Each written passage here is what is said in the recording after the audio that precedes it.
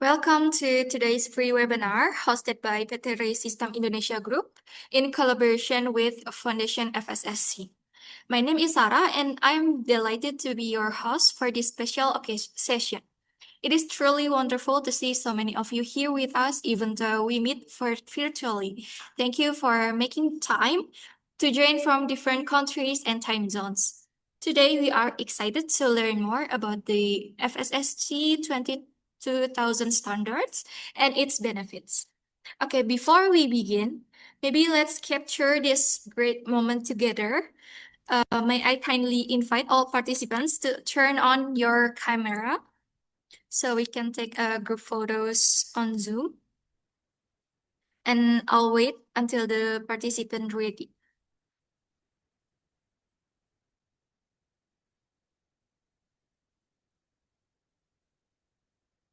Okay, maybe Tim, can you help me to screenshot the slide? Please prepare your best smile. Everyone, ready? 3, 2, 1. Okay, for the next slide. With thumbs or one. Okay, show your thumbs, everyone. In 3, 2, 1. Okay, next slide. 3, 2, 1. And then next slide. 3, 2, 1. And last slide. Okay, thank you for the participation on the documentation. And today I will show you the agenda for today's session.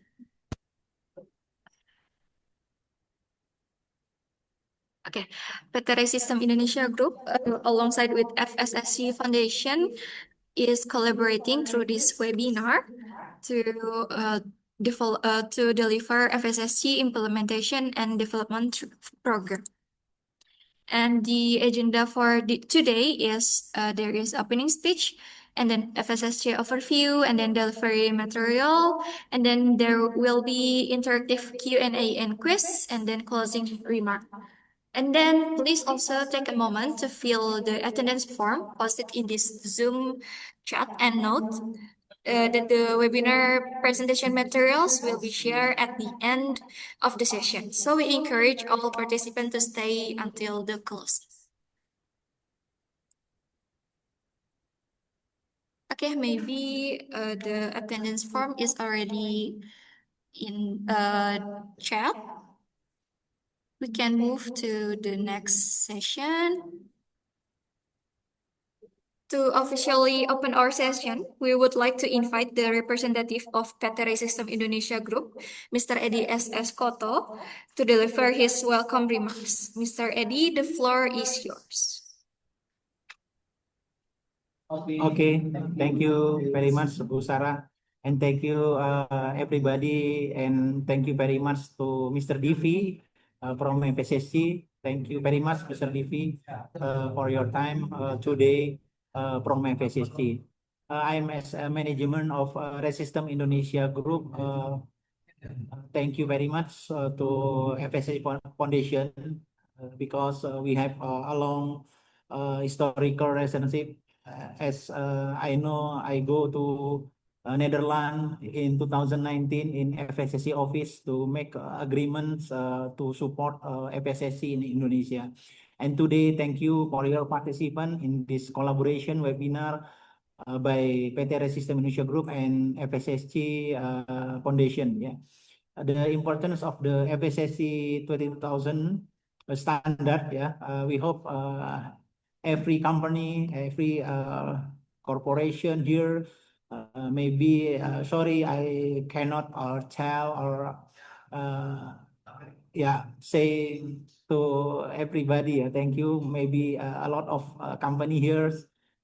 As important of FSSC 22 standard, yeah, we ensure effective control of food safety standard. Of course, this is a globally recognized certification accepted by GFSI, Global Food Safety Initiative. And also, we hope by this webinar can build customer and consumer trust in product safety. And also, we hope from this pre-webinar can demonstrate compliance with international food safety regulation and requirement. Enjoy this pre-webinar. We hope you can improve your information of FSSC. And of course, PT REI Sistem Indonesia experience and one of the first in Indonesia FSSC consultant and training for FSSC project. Okay, enjoy, and I hope everybody can learns from the FSSC. Yeah, we have Mr. Devi. We know, I think he is have a lot of experience and skill about the FSSC. Welcome to Mr. Devi. Thank you very much for your time. Okay, thank you very much, Mr. Eddie, for the warm welcome. Before we move on to the main presentation, let me introduce today's speakers and moderator. Today, moderators are alongside with Mr. Eddie. There are Mr. Bayu S. Christian, who is lead auditor FSSG 2022,000 version 6 2023, include food safety and quality culture, and many others experience. And then our other speaker, our main speaker is Dr. Divi Darshain, is a senior advisor South Asia FSSG Foundation. Now, without further ado, let's officially begin the program. Please welcome our moderators, Mr. Bayu and Mr. Eddie, to lead the session. Okay. Thank you, Ms. Sarah. So, hello everyone. Today, I'm very happy we can meet with all of you for this afternoon webinar. Maybe some from us has been met before. Yeah, I'm Bayu, one of the trainer and consultant in REI Sistem Indonesia Group. For now, especially on this webinar session, we are here with Mr. Divi Darshan as a senior advisor for the South FSSC 22,000 Foundation. It's a great opportunity to have Mr. Divi with us in today's webinar. Before we go into more detail and explanation session for Mr. Divi, allow me to shortly explain the FSSC 22,000 overview. Now, all of us know that FSSC 22,000 is a globally recognized food safety management system standard and recognized by the Global Food Safety Initiative, or we call GFSI. FSSC 22,000 also covers a diverse food safety scope sectors, making it applicable to many food industry sectors that require global recognition. Now, for today, 27 October 2025, this morning, I checked the FSSC 22,000 website in Indonesia and found that 752 companies have been certified under FSSC 22,000 across various food industry codes.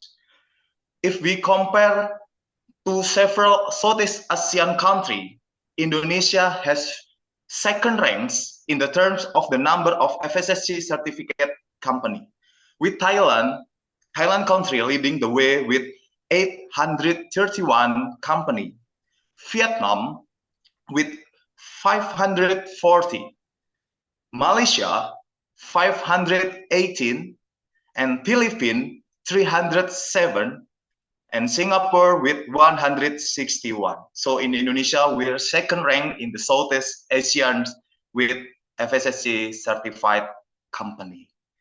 Yeah, with our country resources and capability, FSSC certification will certainly serve a guarantee and capital for Indonesian company global competitiveness on the international stage.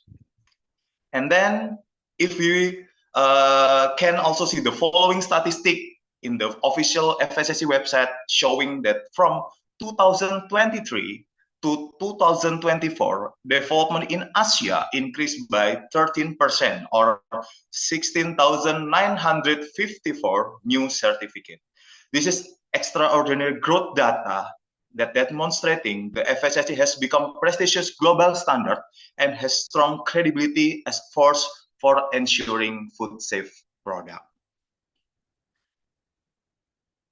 This is next. There are the industrial scope covered by the FSSC 22000 certification scope. Maybe Mr. Rivi can explain more detail, but I will short brief to all of you. The category B with subcategory B3 for pre-process handling of plant products, an example of activity on harvested plants that do not transform the product from its original wool form, including horticultural product and hydroponics for food. This is for subcategory B3. And then the famous, the very many industrial have certified is category C, from C0 until C4, yeah, for the food manufacturing. The C0, animal primary conversion, for example, for conversion of animal carcass intended for further processing include lairage, slaughter, evisceration, bulk chilling, bulk freezing, bulk storage of animals, and game gutting. Generally, we are familiar with chicken slaughterhouse or cow or beef slaughterhouse for the subcategory B3. And then for C1, processing of perishable animal products, including fish product, seafood, meat, eggs, dairy requiring chill or frozen temperature control. This is for C1. Processing pet food from animal product only also include in the C1. C2, processing of perishable plant-based product, including fruit, fresh juice, vegetable, grains, nuts, pulse, frozen water-based product, plant-based meat, and dairy substitute. And then for C3, processing of perishable animal and plant products, or we call mixed product for source material, animal and plant product. And then C4, processing of ambient stable product, including processing and packaging of products stored and sold at ambient temperature. Yeah. Also for the pet food that ambient stable. And then category D for processing feed and animal food, yeah, specific for processing feed and animal food in the category D.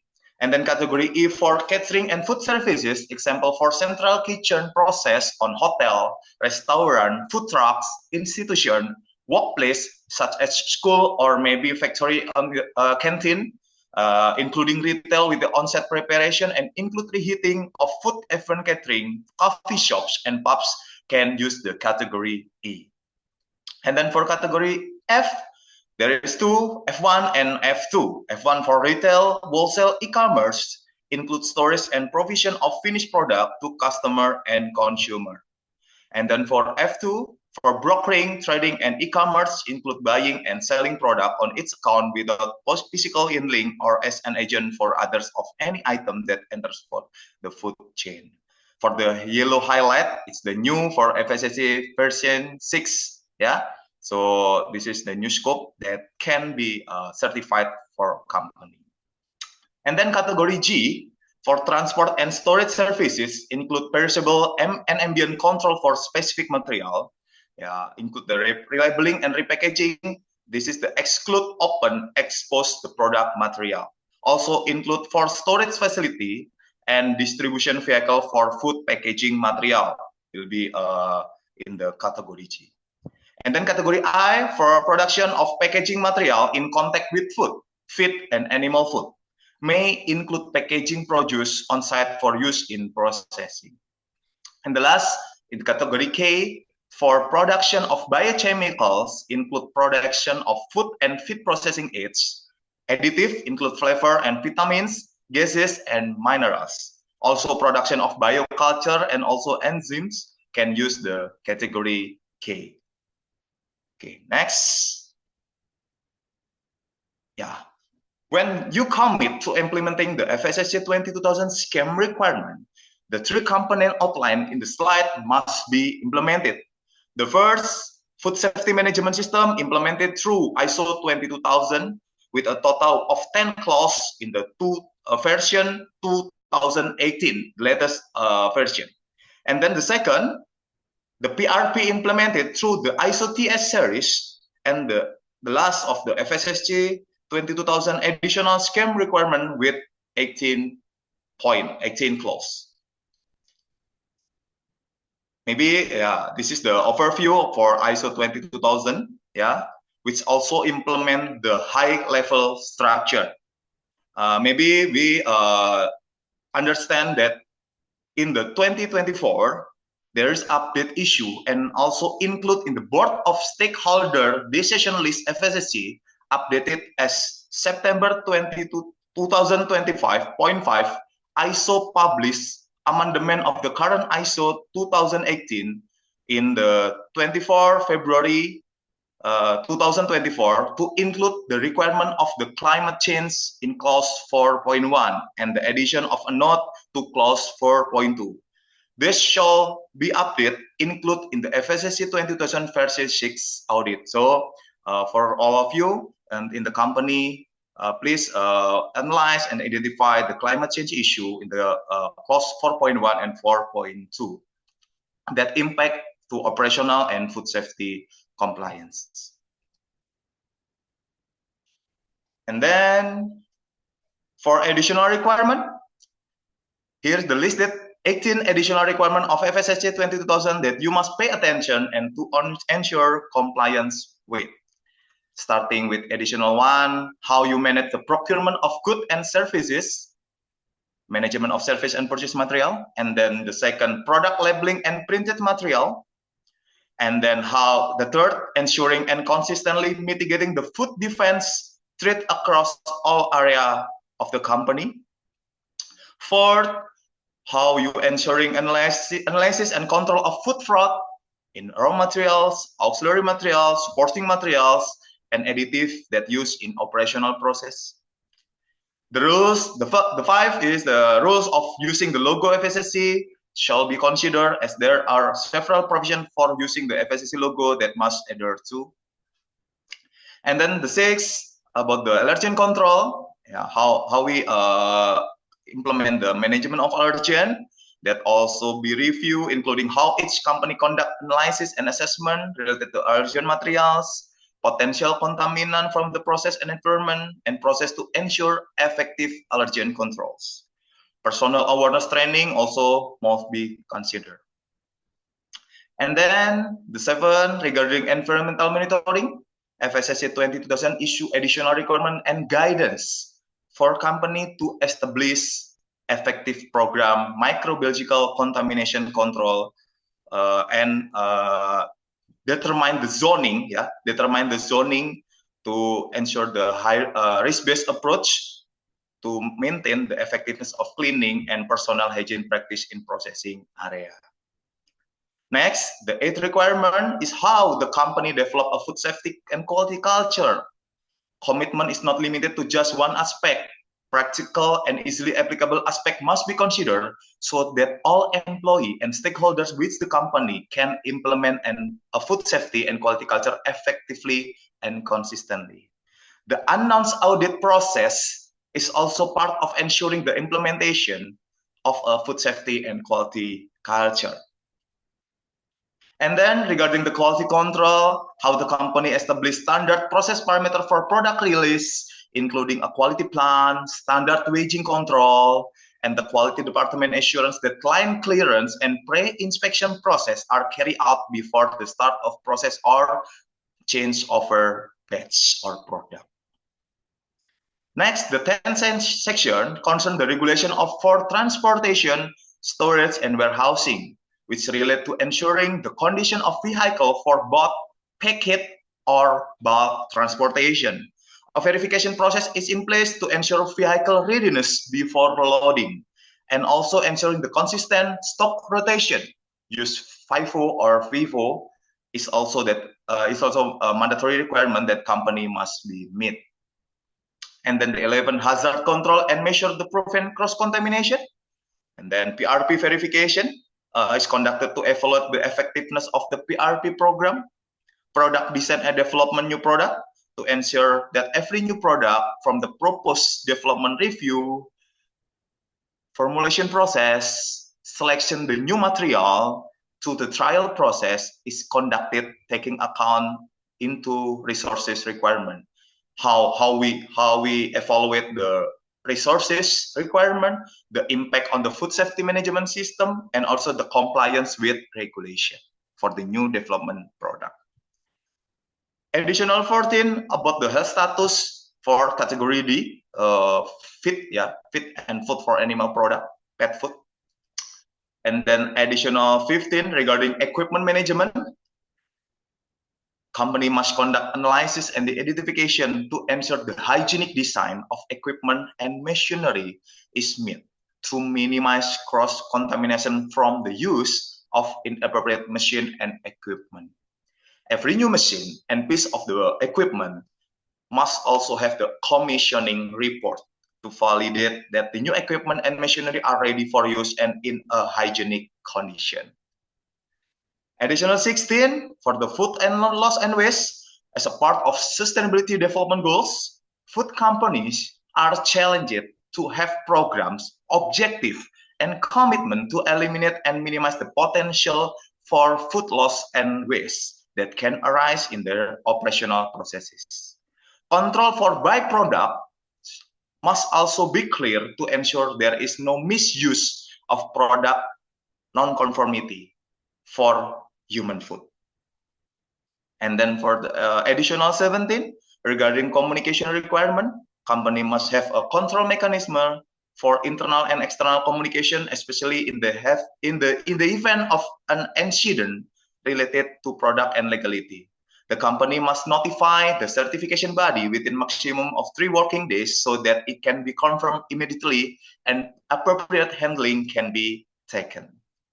And finally, the last, there are requirements for multi-set certification for company in category E, F, and G. There are provisions for managing central function and also additional mechanism to maintain competency requirement for internal audit process in multi-site company with code E, F, and G. Okay, FSSC Development Program. FSSC published the FSSC 22000 Development Program Standard to help small and medium-sized organization. Maybe in Indonesia we call UMKM, UMKM, that produce safe through two-level system aligned with Codex HACCP, GFSI Global Market, and the FSSC 22000 structure. It supports SME level in meeting client requirement, expanding market access, and being listed in the FSSC register of conforming organization. Why we choose the FSSC development program? Maybe in the slide, Mr. Rivi can be explained more detail. So this is from me. Thank you so much. Maybe for the last, this is our last the social media for REI System. You can see the Instagram and the LinkedIn and then Facebook and others. For you can follow us, you can comment in our social media, and we can discuss to get the new update standard regulation for the ISO, for the other standard FSSC 22000 and others. Yeah, also we as a REI Sistem Indonesia Group can support for your company to FSSC 22000 project. Don't hesitate to contact our admin or sales marketing team immediately and be sure to receive our best service and of course competitive price according to your company needs. So thanks, that's all from me. Thank you very much. Next, according to our agenda this afternoon, Mr. Divi Darshan will be presenting material that will explain for I think it's very help us to improve our competency, to improve our update issue from FSSC 22000. So please, Mr. Divi, for time and session, I give to you.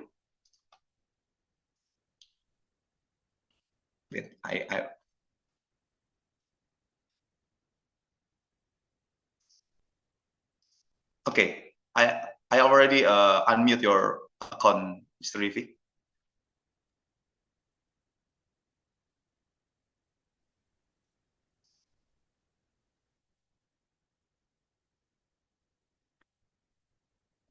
Hello. Good afternoon, everybody. Selamat datang. First of all, thank you, Mr. Eddy and Mr. Bayu and the entire team for uh, inviting me to give some information about FSSC program. And also, for the first time, I think we'll be also talking about Development Program 2.0 for medium and small enterprises, because they are the backbone of any society. They generate revenue, they generate employment, and I believe that they are one of the hardworking people, those we must respect, and also make sure that in terms of food safety, whether it's a small or large organization, I think the food safety is extremely important, because we're going to talk more about why food safety is so critical in running our businesses. So we have a small agenda item today to share. So why FSSC 22000? I will share with you. We'll talk about the bigger picture of food safety from the global standpoint, what's going on in the world. And the third one, which we'll talk about, is evolution of GFSI benchmarking standard. We'll talk about, a lot of people have questions about when they say that GFSI and FSSC 22000 are based on science. What kind of science we are talking about? We're also talking about building the resilient food safety management system. We'll start connecting the dots, leveraging the insights. And later part, we'll speak about Development Program 2.0, which was released recently, that's specifically for medium and small enterprises. So here we will go about what is FSSC. Now, many of you might have seen this. This is the emblem which is used by FSSC. It has two major objectives, I would say, is that creating a better world, followed by an impact. That means providing trust in the certifications, what they deliver. So there are three parts to it. One is schemes assurance, capacity building, and digital solution. So what is the FSSC 22000? Is it has certain schemes which it communicates to the stakeholders. So at this stage, there are two major schemes which are published. One is FSSC 22000, and the second one is FSSC 24000. We are not going to touch so much about 24000 in today's presentation, but if you are interested, it's about social management system, and you can go to the FSSC website and take a look at it. One of the feature of FSSC 22000, and which is what made it the world's leading certification, is based on ISO management system for implementation and effectiveness. Now, FSSC is a lean and collaborative foundation with the goal of helping organizations to contribute to the sustainable development goals. Maybe many of you must be knowing about it. If not, we will talk about it today, that what are the sustainable goals, development goals, and how FSSC works on it. So in short, FSSC is a not-for-profit foundation based in Netherlands that provides trust and delivers impact to the consumer good industry. Now, we heard from Mr. Eddy and Mr. Bayu about the food safety management system and its importance today. Now, we can see that typically most of the organizations are trying to reduce the risk. That is what we call enterprise risk, which could be in broader term, could be quality risk, food safety risk, social risk, or sustainability risk. Today, we are going to focus mainly on the yellow dot, which is food safety risk. Now, at high level, what all it covers. Basically, it covers food fraud, food defense, food loss and waste, food safety culture, food design and development, food quality, food traceability, food security, and many more. So we'll go through some of those aspects in our today's presentation. So looking at this chart, FSSC, as I said, is governed by independent board of stakeholders. It's aligned with ISO management system approach. And the most important thing for any scheme is having robust and trusted certification process through the integrity program. So that means that whenever the audits are happening, occasionally FSSC people join those audits, or they also assess the certification bodies for their efficiency, effectiveness, and maintaining the requirements of certification body. FSSC is recognized by Consumer Goods Forum and IF approved. These recognitions confirm the industry acceptance and critical rigor. As I said, that we still deliver trust and impact beyond certification. If you need more information, we've given a link at the bottom, www.fssc.com. You can go here and register your name. You can also register for the newsletter, because it publishes a newsletter on a monthly or sometimes quarterly basis, and you can stay tuned and connected with what's going on at higher level over there. Now, so why I'm showing this particular slide is that many people have confusion about who does what. So this slide shows that there is a technical and industry benchmarking scheme owners, which is like IF or GFSI in case of FSSC. In case of food safety, it's a GFSI. It's a basically international accreditation forum for global food safety initiative. And then the FSSC comes into the picture, which is called a scheme owner.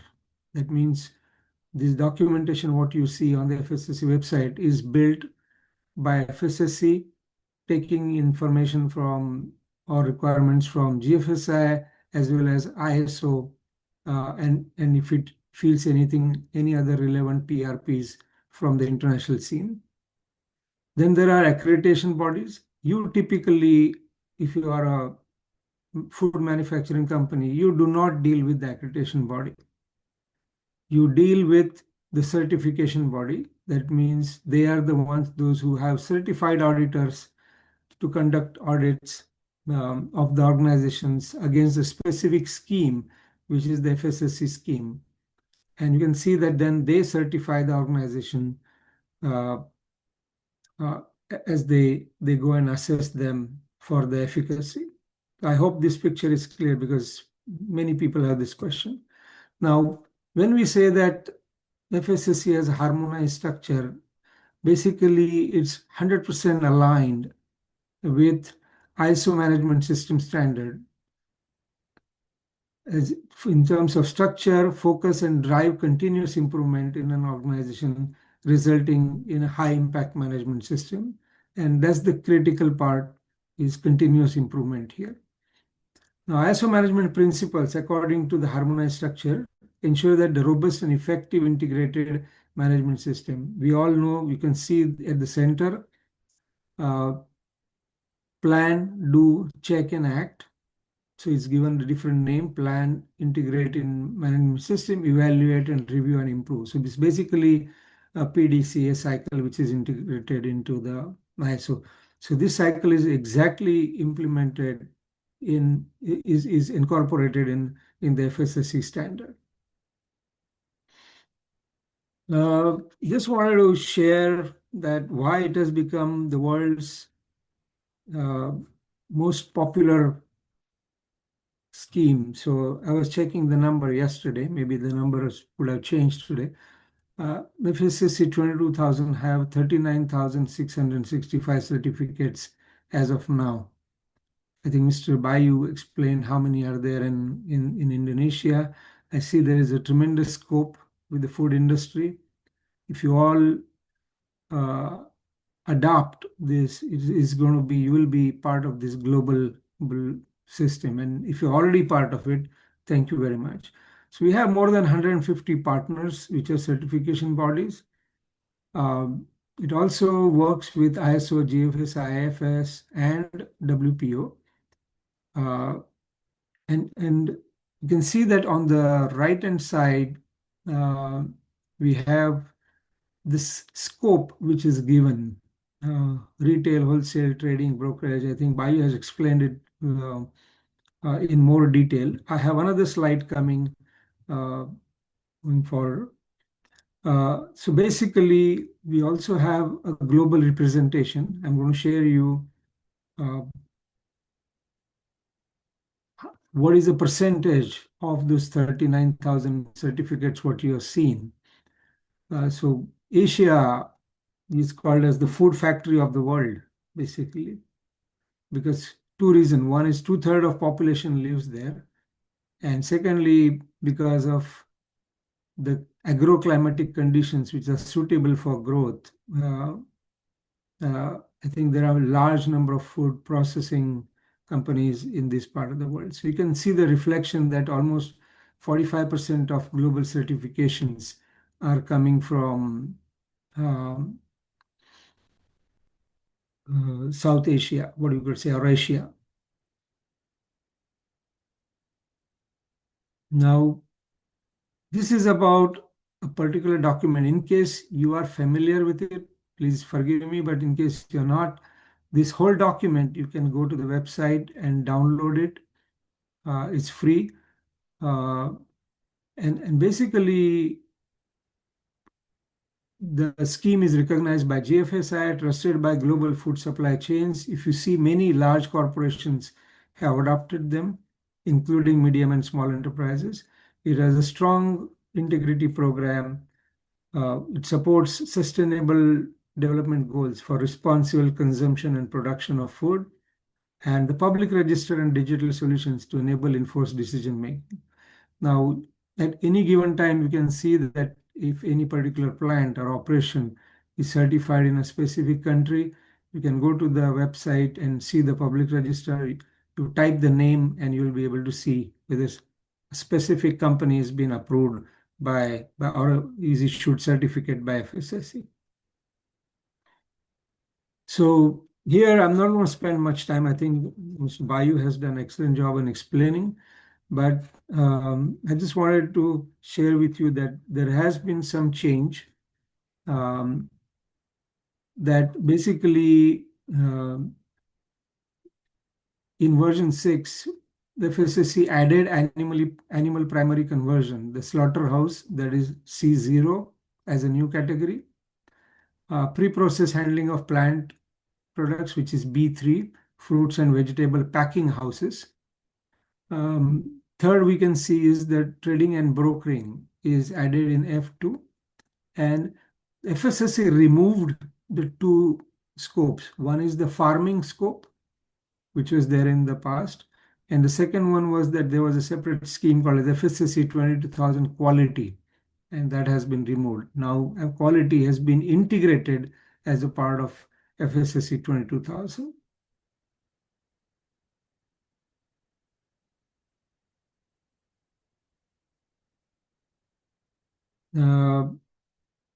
So these are the three areas what you could look at. So once you go to the FSSC website, you can download the 22,000, 24,000. And there is a third platform which is opened up, which is called as digital solutions. Now, if there are companies with multiple locations, say for a company which could be like Coca-Cola, Nestle, Danone, many other companies, they have large operations across the world.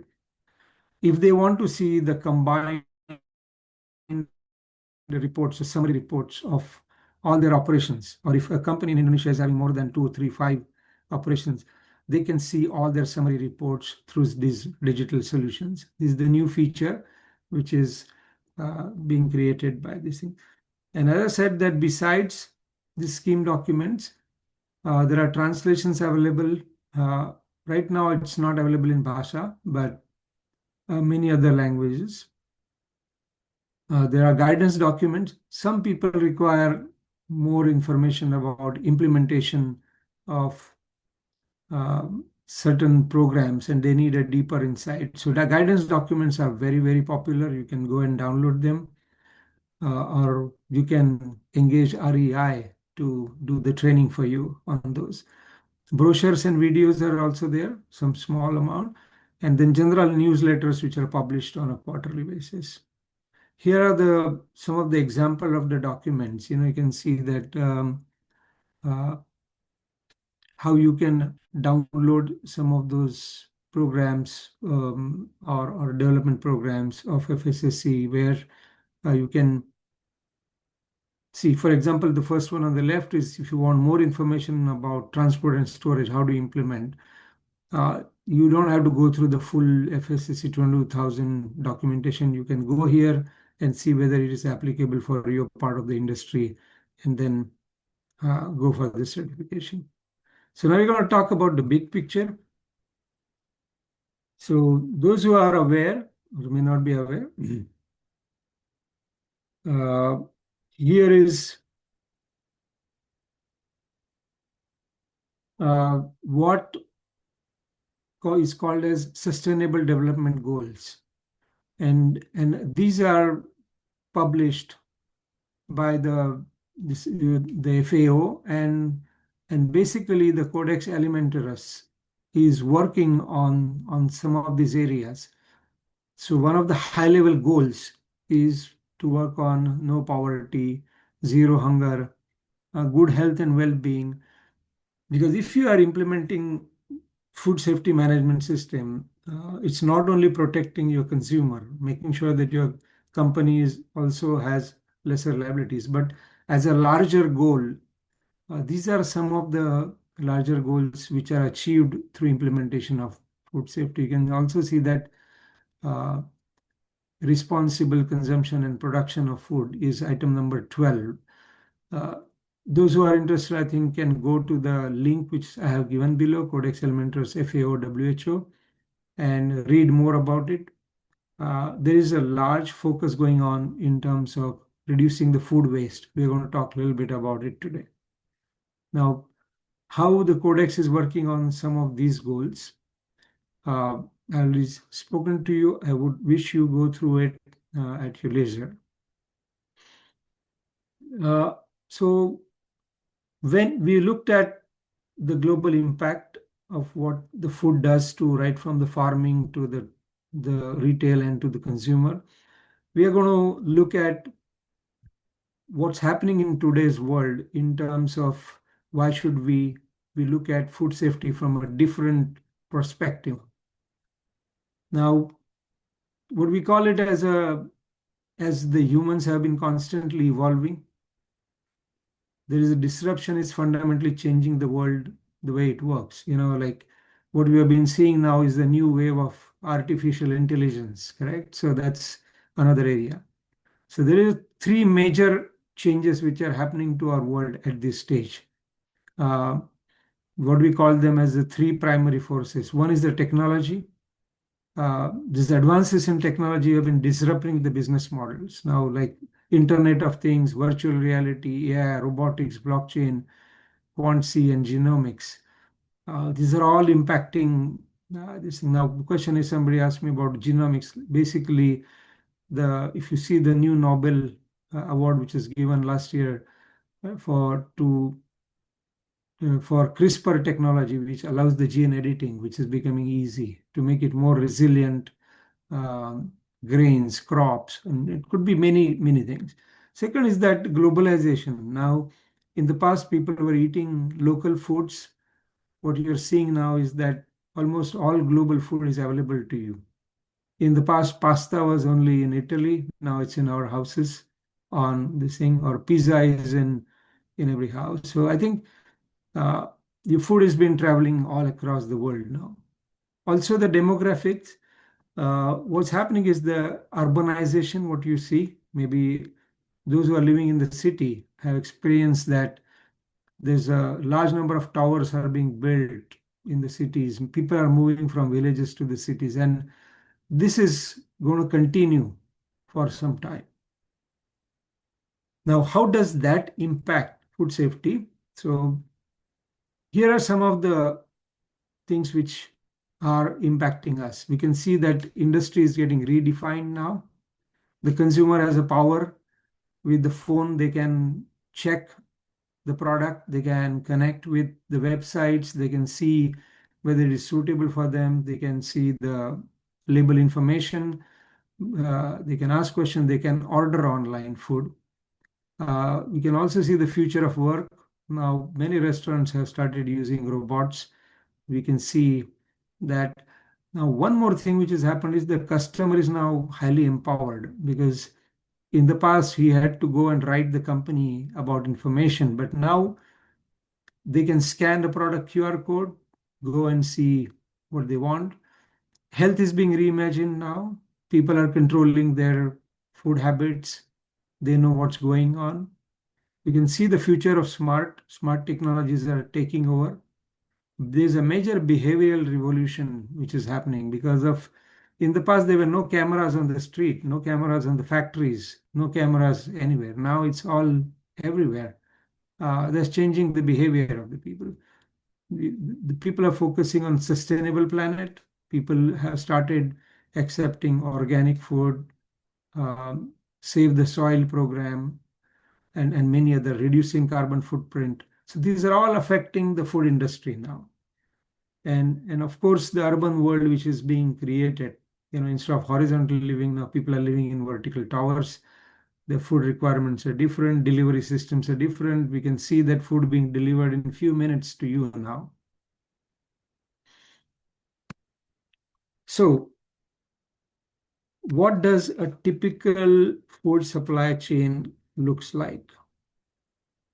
You can see that there's nothing new. What we're going to be seeing here, that the farm is producing the raw material. What's important there is traceability. From the distributor standpoint, again, the internal traceability is key. You can see the factory being producing the product, and then retailer and to the consumer. What's changing in today's world is the internet and web technologies are being used. Wireless identification and sensory technologies are used in polyfarms and many other places. Location-based technologies are used, and information communication systems are being used in this. Now, if you see what all it depends on the platform is simply good manufacturing practices, good hygiene practices, HACCP, which is the foundation of food safety systems, then the ISO standards, and then the total quality management systems. So these are the things what we see in our world. Now, how do you know that your food safety systems are good? The instant check you can do is that if you are, as a company, as a buyer, you can see two scenarios. One being that the primary supplier of the material which you're buying is not certified. Okay. It's like you go into the medical system and you say that the doctor who is not certified yet and he wants to check with you.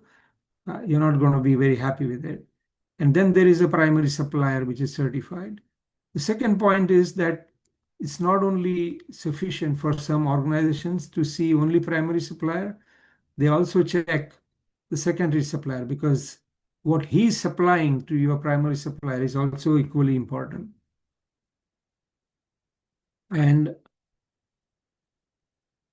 so here is an importance that your chain is as weak as its, or as strong as its weakest link, what they call.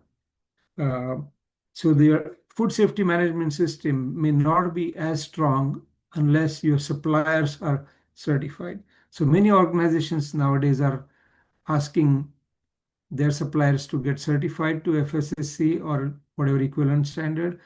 And if there are medium and small enterprises, then they go and ask them to go for a development program, which is a two-stage program, which gives them confidence that so if you are a large organization, if you are not asking your suppliers to be certified, you are still playing a high-risk game, because you're not going to be able to check or inspect 100% of the material and make sure that it's suitable for use. So our reliance is very high on primary and also the secondary suppliers, depending on the produce what you're buying. So we're going to talk quickly about evolution of GFSI benchmarking standard. Okay. Basically, it's a very simple. Many of you may be knowing this history, but I think some people asked me that can we get a little bit more? So GFSI benchmarking scheme,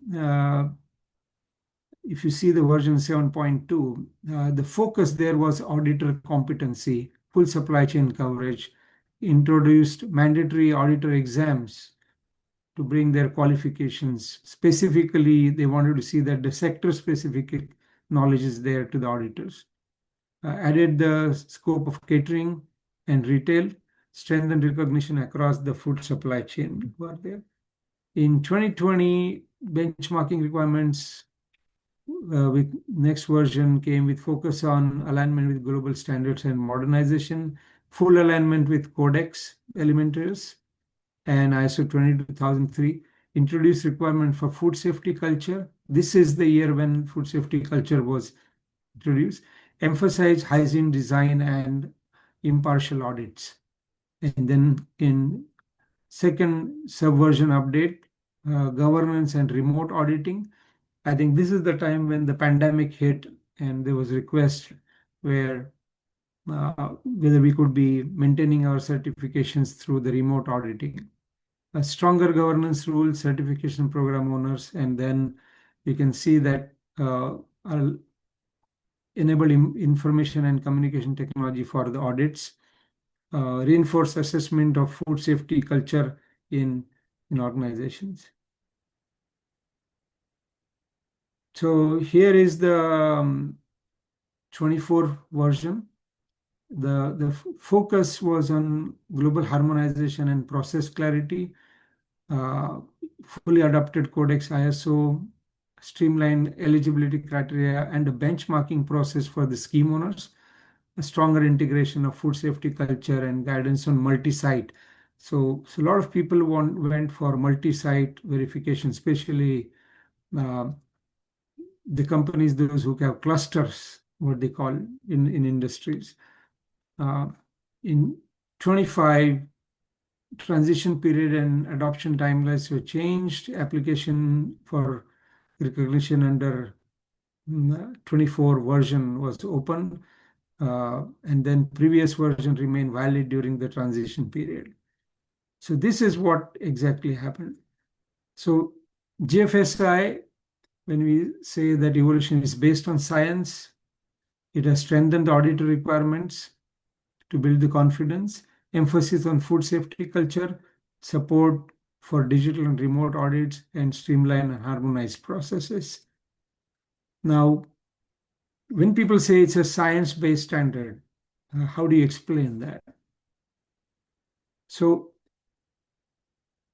when we say science-based standards, its benchmarking requirements when the GFSI did was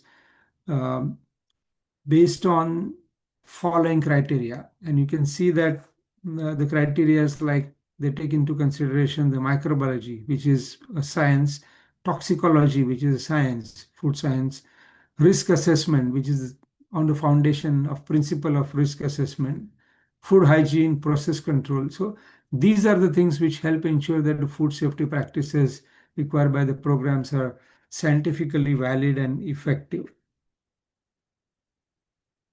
Now, second is the risk-based approach. FSI is promoting risk-based approach to its food safety, hazard identification. and evaluation is based on the scientific evidence. There is a scientific way of doing that. Science shows that there's a real risk, say, for example, controlling the listeria in ready-to-eat foods. So that's being incorporated.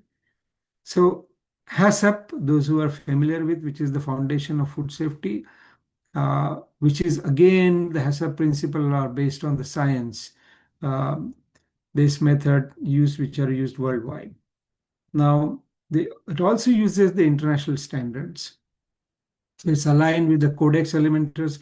What Codex does is that majority of the countries, those who are part of the global trade, are part of Codex. They commonly set the standards, food safety standards across the world to make sure that the trade becomes easier. And the Codex has a specific way of approving those standards, which is a longer process of understanding entire science, statistic, population, effect. There's so much in that space before it adopts. And then also you can see that ISO 22000 is also science-based food safety management. So if somebody asks you that how the schemes are based on science-based approach, here are some of the examples you could explain that. Now, they also look for the continuous review of scientific evidence, like emerging food safety threats. They're constantly looking for new pathogens, new allergens, and updating the standards. Advances in detection technologies, PCR methods you must be using in your labs for detecting pathogens. The new scientific research on foodborne illnesses, how they are being tracked. If they find it, because the food is now traveling international across the borders, and it's important that these traceabilities are there, and research of foodborne illnesses is continued. The expert involvement. So GFSA involves many food safety scientists, microbiologists, toxicologists, and public health experts in the development review, because they also go through public consultation where anyone who has expertise can provide insights in this.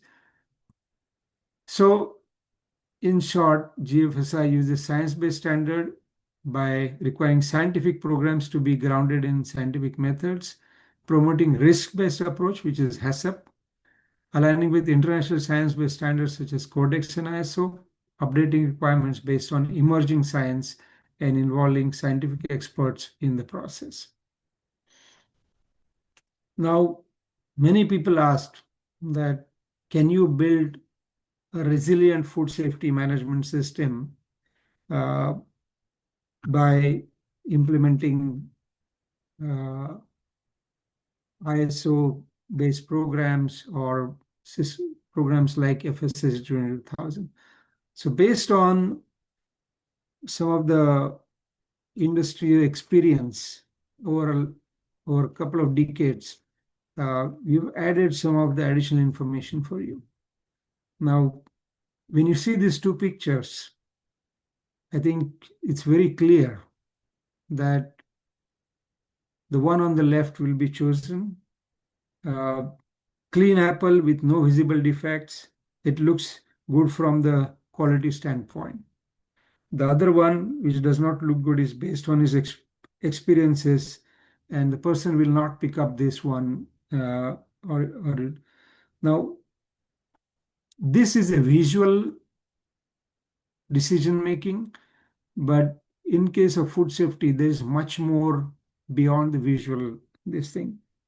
There's no way that consumer can find out if the product is contaminated. For example, like heavy metals, pesticides, you're not going to be able to see them just by your naked eye. Okay. Now everything, although contaminated, will still look good, and the people may consume those products.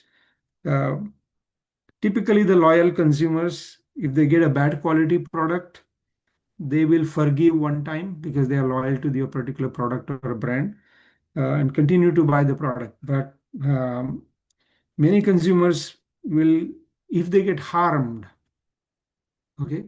So here is the difference between the quality and food safety. The quality is that it may not do any harm to you, but in case of food safety, it will harm you as an individual if you're consuming this food.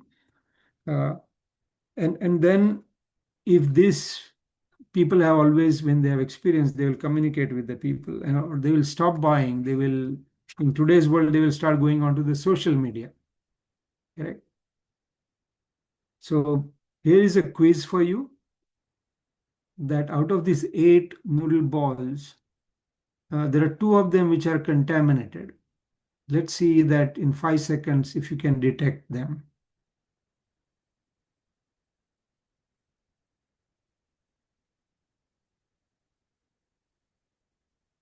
Okay, so you might have a number in your this thing. We are not going to ask you for that, but I just wanted to tell you that all of them are contaminated, because you're not going to be able to see like an apple visually that what is the level of contamination here. So just wanted to share with an example that many times food safety is not necessarily visible. It may not give a bad smell. It may not be looking bad. It could be still looking perfect, but it could be contaminated with either heavy metal, pesticide, or any other compounds which shouldn't be part of that food. Okay. So just want to take you through that what happens when people have the bad experience. On the left-hand side picture, you can see that everybody is listening in a press conference. Okay. At that time, people did not have the cell phones. Many of you might have not been born in that era, but you can see that people are listening the press conference. What they're going to do is that they are listening same thing. Now they will go back to their press office. They'll write an article on it. It'll get published. Okay, but all of them have received the same information. The articles are almost going to be similar. It will get published next day. It will make an impact for a day or two, and then people will forget. Now, in the digital era, everybody is recording the conversation, the video. And what they're going to do is that they're going to go and publish the news and the story the way they want. They're going to sensationalize it. They're going to see how it can be reaching out to more people through sensation. And with that, many people will repost that posting. It will just keep on going, and the effect will not finish in a day or two. It will continue to grow. Okay. So today's world, it's not about getting bad news once. That bad news would hit you so many times in the next few days through different channels. So what do companies need to do? And we're going to talk a little bit about it in the next this thing. So what they call is that the threads. What is important is in this space is, do the companies trust you, or do your consumers trust you? Now, when the same story gets multiple exposure, people who are not even interested start getting interested in it. In every story, there are 2 parts. There is a fact and there is an emotion attached to it. Now, it is impossible to eliminate completely the food safety risks. Therefore, it is important that organizations have ability to manage the risk. Okay. And what is important is that the speed at which you are able to dismantle the misinformation is now playing a big role, and ability to quickly respond to the crisis is becoming very, very important today. If there is a bad news about your product which gets into the market, you cannot wait 3 days to make a perfect response to it. You need to be there on the spot to provide that feedback. Now, I just give this example every time. On the left-hand side, you're seeing a big aeroplane which carries 300-400 people. I call this as a management system, smooth takeoff, smooth landing, large capacity to carry. So this is how your management system works. And on the right-hand side, you can see a fighter jet. Only one passenger, one pilot, there is no other person there, has very high ability. It has only one purpose, to go and hit the target. Okay. Both are aeroplanes, different purpose. Now, in case of management system, you need a very strong, stable organization where the entire organization is working for building food safety. And on the right hand side, whenever something goes wrong, you must have a small team of people in the organization, those who play a very critical role in what we call at the high speed, they are able to respond to the media, to the queries of the consumer, able to take decisions such as withdrawal of the products from the marketplace. You cannot go back to the management system saying that what's written in the manual when the crisis happens. You have to have a different speed of taking this thing. Informed decision making is required in that space. Now, so when we see that, what happens if the organization does not pay attention to the risks, and what does it happen to the reputation and their balance sheet? So here is an example. There's an organization which has high risk, like food safety failures, quality failures, supply chain risk, cross-contamination. You could take many examples. Regulatory risk, high inventory in the marketplace. What's going to happen to that organization is very simple. They will be impacted through revenue and reputation. So in short, when the risk goes up, the revenue and reputation comes down. And when you implement the food safety management systems, such as food safety plans, quality plans, supply chain optimization, regulatory compliance, food safety culture, and use horizon scan to identify the risk, when you bring the risks down for organization, your profit and brand image goes up. Okay, so we're going to jump from this to a new topic called as a development program 2.0.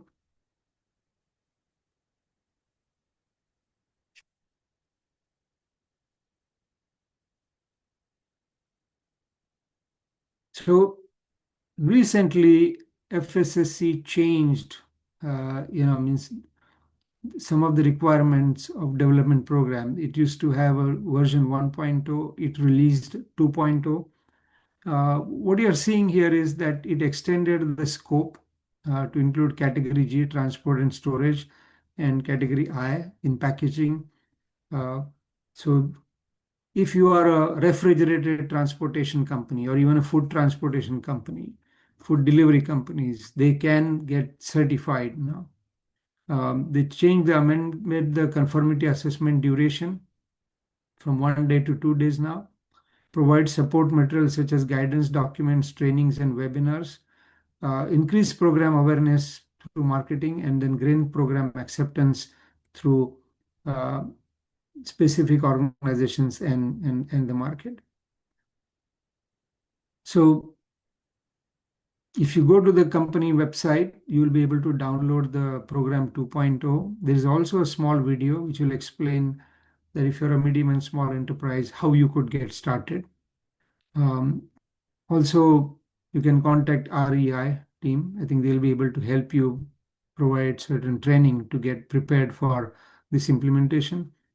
So there are assessment requirements, program requirements, and then main changes in the document explained over there.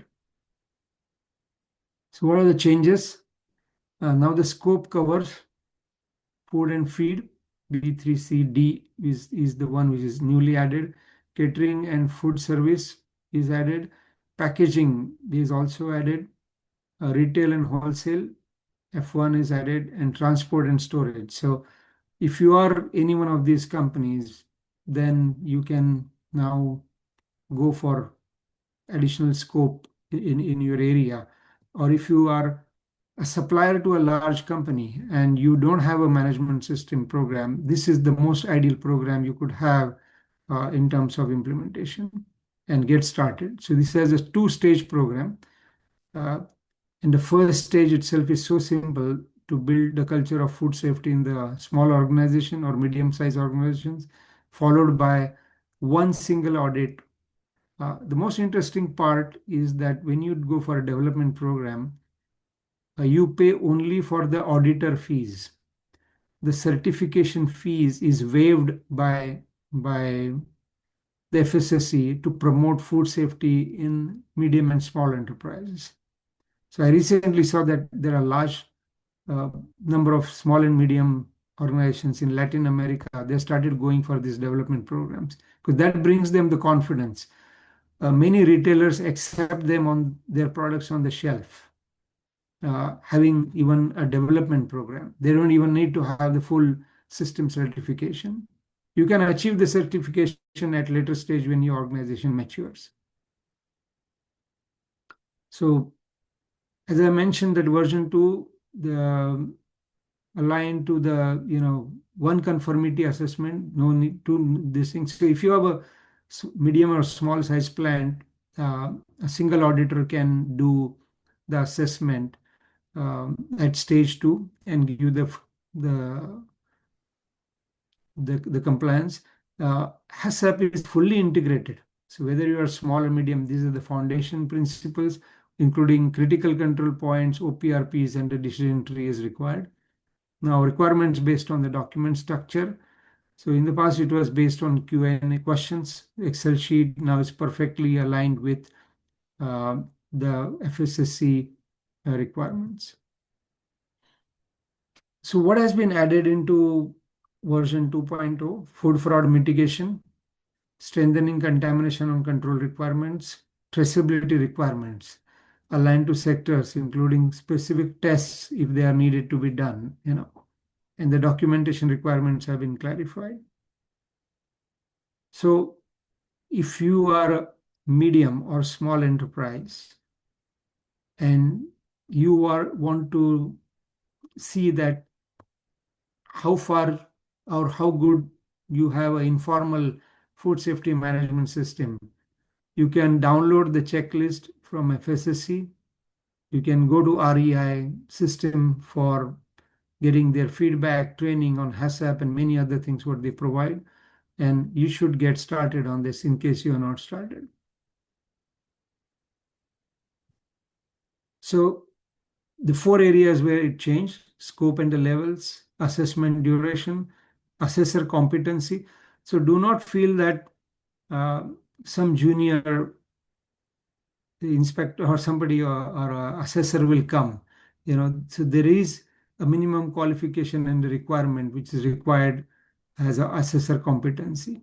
And all the assessors, those who are going through the certification body, are licensed certification bodies and not anybody who can go and certify you. So these are some of the scope changes based on ISO 22000, which are made in the development program, added B3, added C0, adapted the wording in terms of scope expansion, category D, food and feed manufacturing. Now, like chicken feed or cow feed, those are also now incorporated in the certification schemes. Packaging manufacturing, there are a large number of small packaging manufacturers, they can go for it. And program updates were made to align the version 6. Now, there were a few questions in the past, when is this version 7 coming? And we'll take that as part of Q&A, okay? So what are the program requirements, in short, for organizations for development program to be assessed? So there's only one conformity level, interpretation article. So the medium and small enterprises require a lot of explanation about particular clauses. So there are interpretation articles being created and published. They are in English right now at this stage, but you can just download it, copy paste onto Google and just ask for translation and you will be able to get in Bhasha. Logo use and requirements, mandatory assessment format, report, and everything is being aligned. So in the past, it was whether it's less than 100 people in the organization or whether it was more than 100 people, it said only one day is sufficient. Now they made a classification change that if you have more than 100 people in the factory, then the assessment goes for 1.5 day. And certification bodies could take a little bit more. Means they may even go up to 2, because depending on how much information they need. But it's a short, quick audit. It's not a 5-day assessment.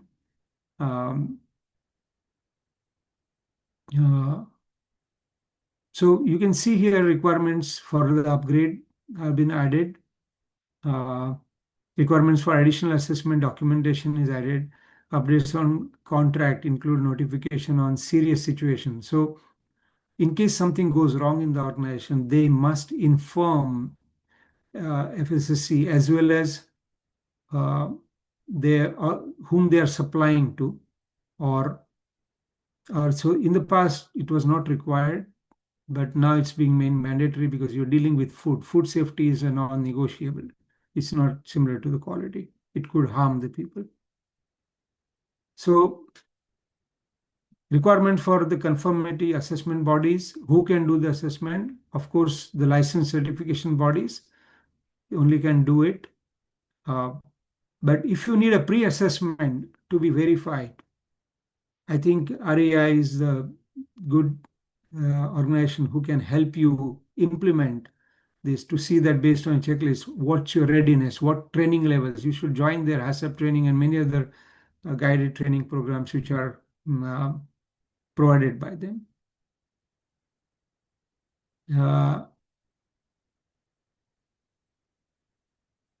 So these are some of the additional requirements which are created in the version 2.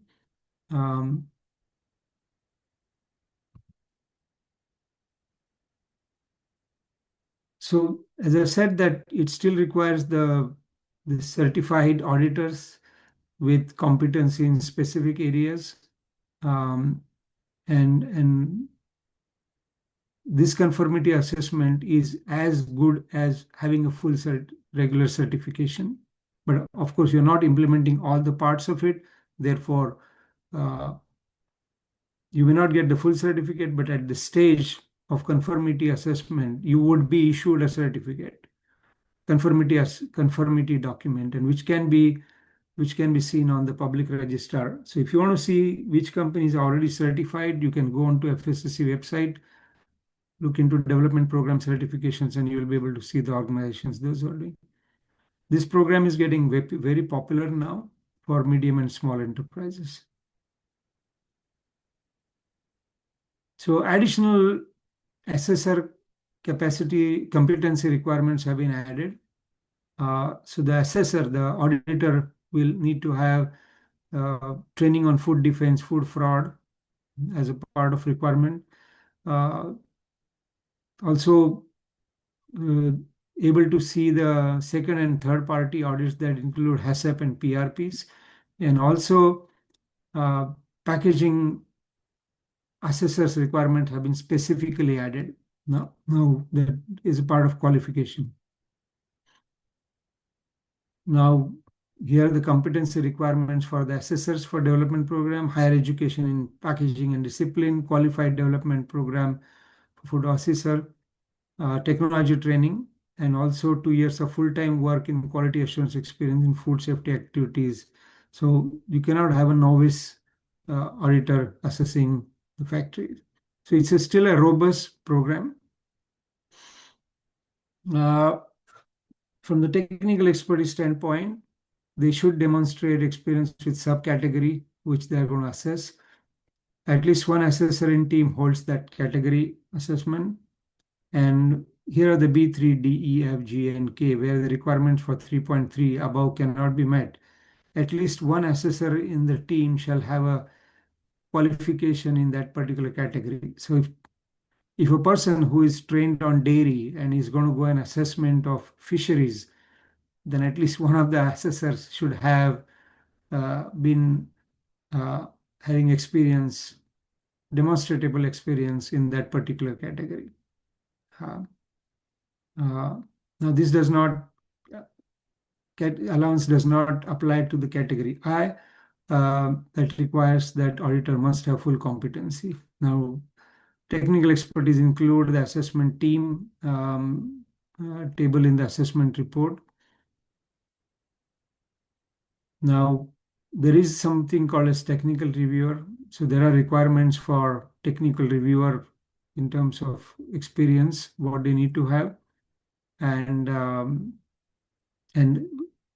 decision making and analysis competency is required in that person. So the transition timeline is that there are certain organizations, those who are still on version 1.0 of development program, they have to transition to 2.0. They could do the assessment up to 31st May, and then those who are starting new straight away with version 2.0 can start assessment version 2.0 effective June 25. Okay, so 1.1 is possible, but I think those who are starting new should start with the 2.0 version. So there are upgrade requirements, those who are moving from version 1 to version 2. I'm not going to go through in the detail here.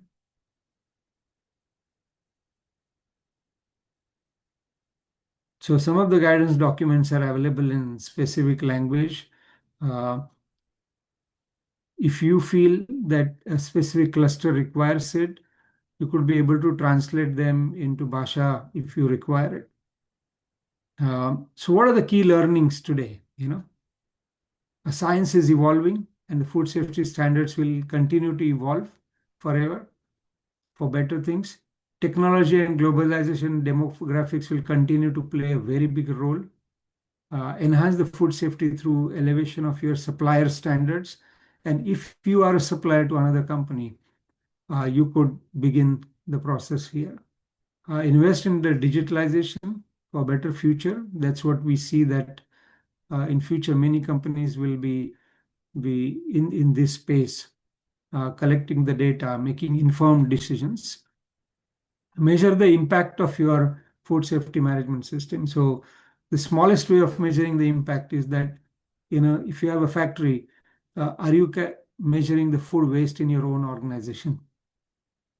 So you're not just doing this food safety implementation to get a certificate. You are trying to make sure that the consumer is not harmed, but at the same time, there are many more aspects of food security, food waste, which you could start measuring the impact within your organization.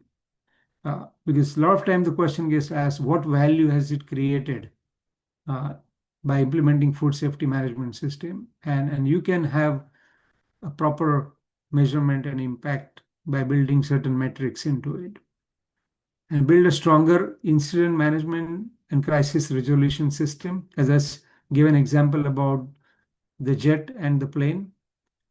Having management system is one good thing, but having a strong incident management crisis resolution system will protect you in certain unavoidable circumstances for efficient and effective incident response. Now, that concludes my technical part of the presentation. So here are the people, those who are managing the what do you call it? Supporting the FSSC at the regional level. And there are more than 50 people at the back end office, those who are doing integrity with material development and many other people. But this is the front end team who is currently dealing with this thing. So if you have operations beyond Indonesia, you can contact some of them. I specifically support the South Asia and Australia and New Zealand now. Okay, so if you have any questions, please feel free to connect with me. Of course, first question, you should send it to Mr. Bayu and Mr. Eddie and his team. In case they're not able to answer, then you should contact me, okay? And if I'm not able to respond to you, there is a system in FSSC where you can go on the website and open a ticket and it will provide you an explanation, a response. Sometimes response is a little slow because they get hundreds of tickets every day. Okay. There's also standardized Q&A. If you have a very common question, it's already might have been addressed. You can go and look at those Q&As. All right, with that, I have concluded my presentation. So thank you, REI, Mr. Eddie Kolo, and Mr. Bayu, and also Sarah. Thank you very much. Thank you very much, Mr. Divi. Wow, it's very good, very excellent material, very excellent information for you. And I think not only for me as a consultant, but for all industry, it's very, very good information, Mr. Divi. So, Miss Sarah, maybe before the Q&A, because the participants already completed, maybe we can photograph screenshot again, because in the first it's not completed. So Miss Sarah, please, before Q&A. Okay, before we move to the Q&A session, let's, as more participants have joined, let's take another group photo to mark this special occasion. Once again, please turn on your camera. Terima kasih semua. And maybe the pose is thumbs up, right? You can up your thumbs. Then please, team, please help me to screenshot this on my 3, 1, 2, and 3. And then the next slide. Please show your best pose. 1, 2, and 3. Then the next slide. 1, 2, and 3.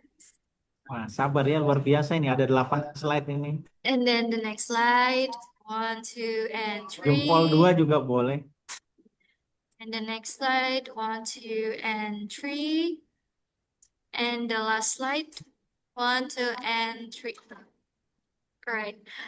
The photo session is already completed, and now I go back to Mr. Bayu to go to Q&A session. Thank you. Thank you, Miss Sarah, and all of you.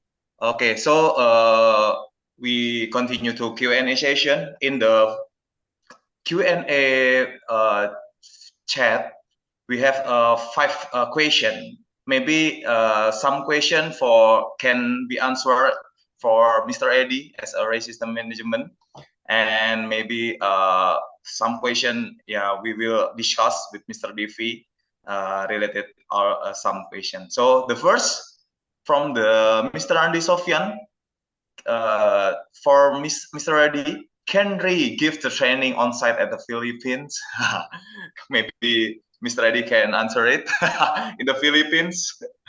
Yes, we can. Yeah. We can. Yeah, Yes.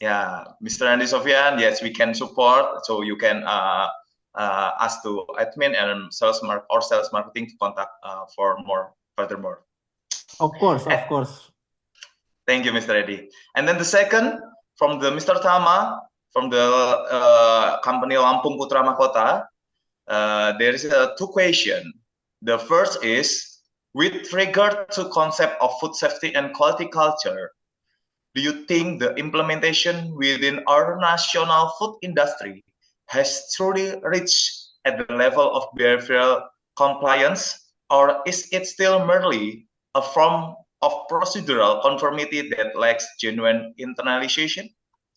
And the second question, when we speak of food fraud mitigation under the additional FSSC requirement, how might we develop a systemic and ethical framework that bridge formal regulation with real moral awareness, ensuring that fraud prevention becomes not just a regulatory duty, but a conscious cultural practice? Maybe before the Mr. Divi can more detail answer it, I help to answer the Mr. Tama question. The first question related the international food safety and quality culture. For me, as a food safety system, the implementation of quality and food safety culture should have target for behavior compliance, not just following the procedure, but also becoming a management awareness and consistent behavior for all personnel.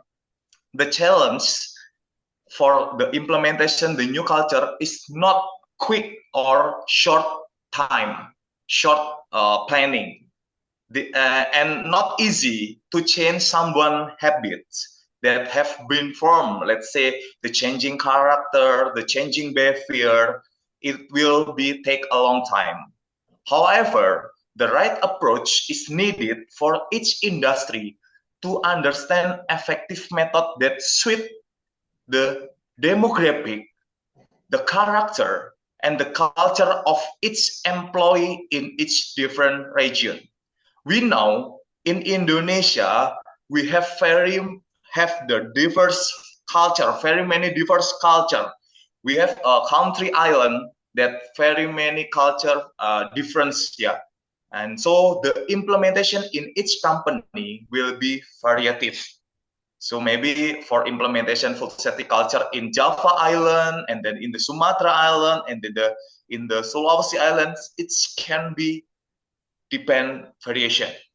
So as a management, as a, let's say, the quality assurance that we know about the character, about the culture for our employee, I think we have developed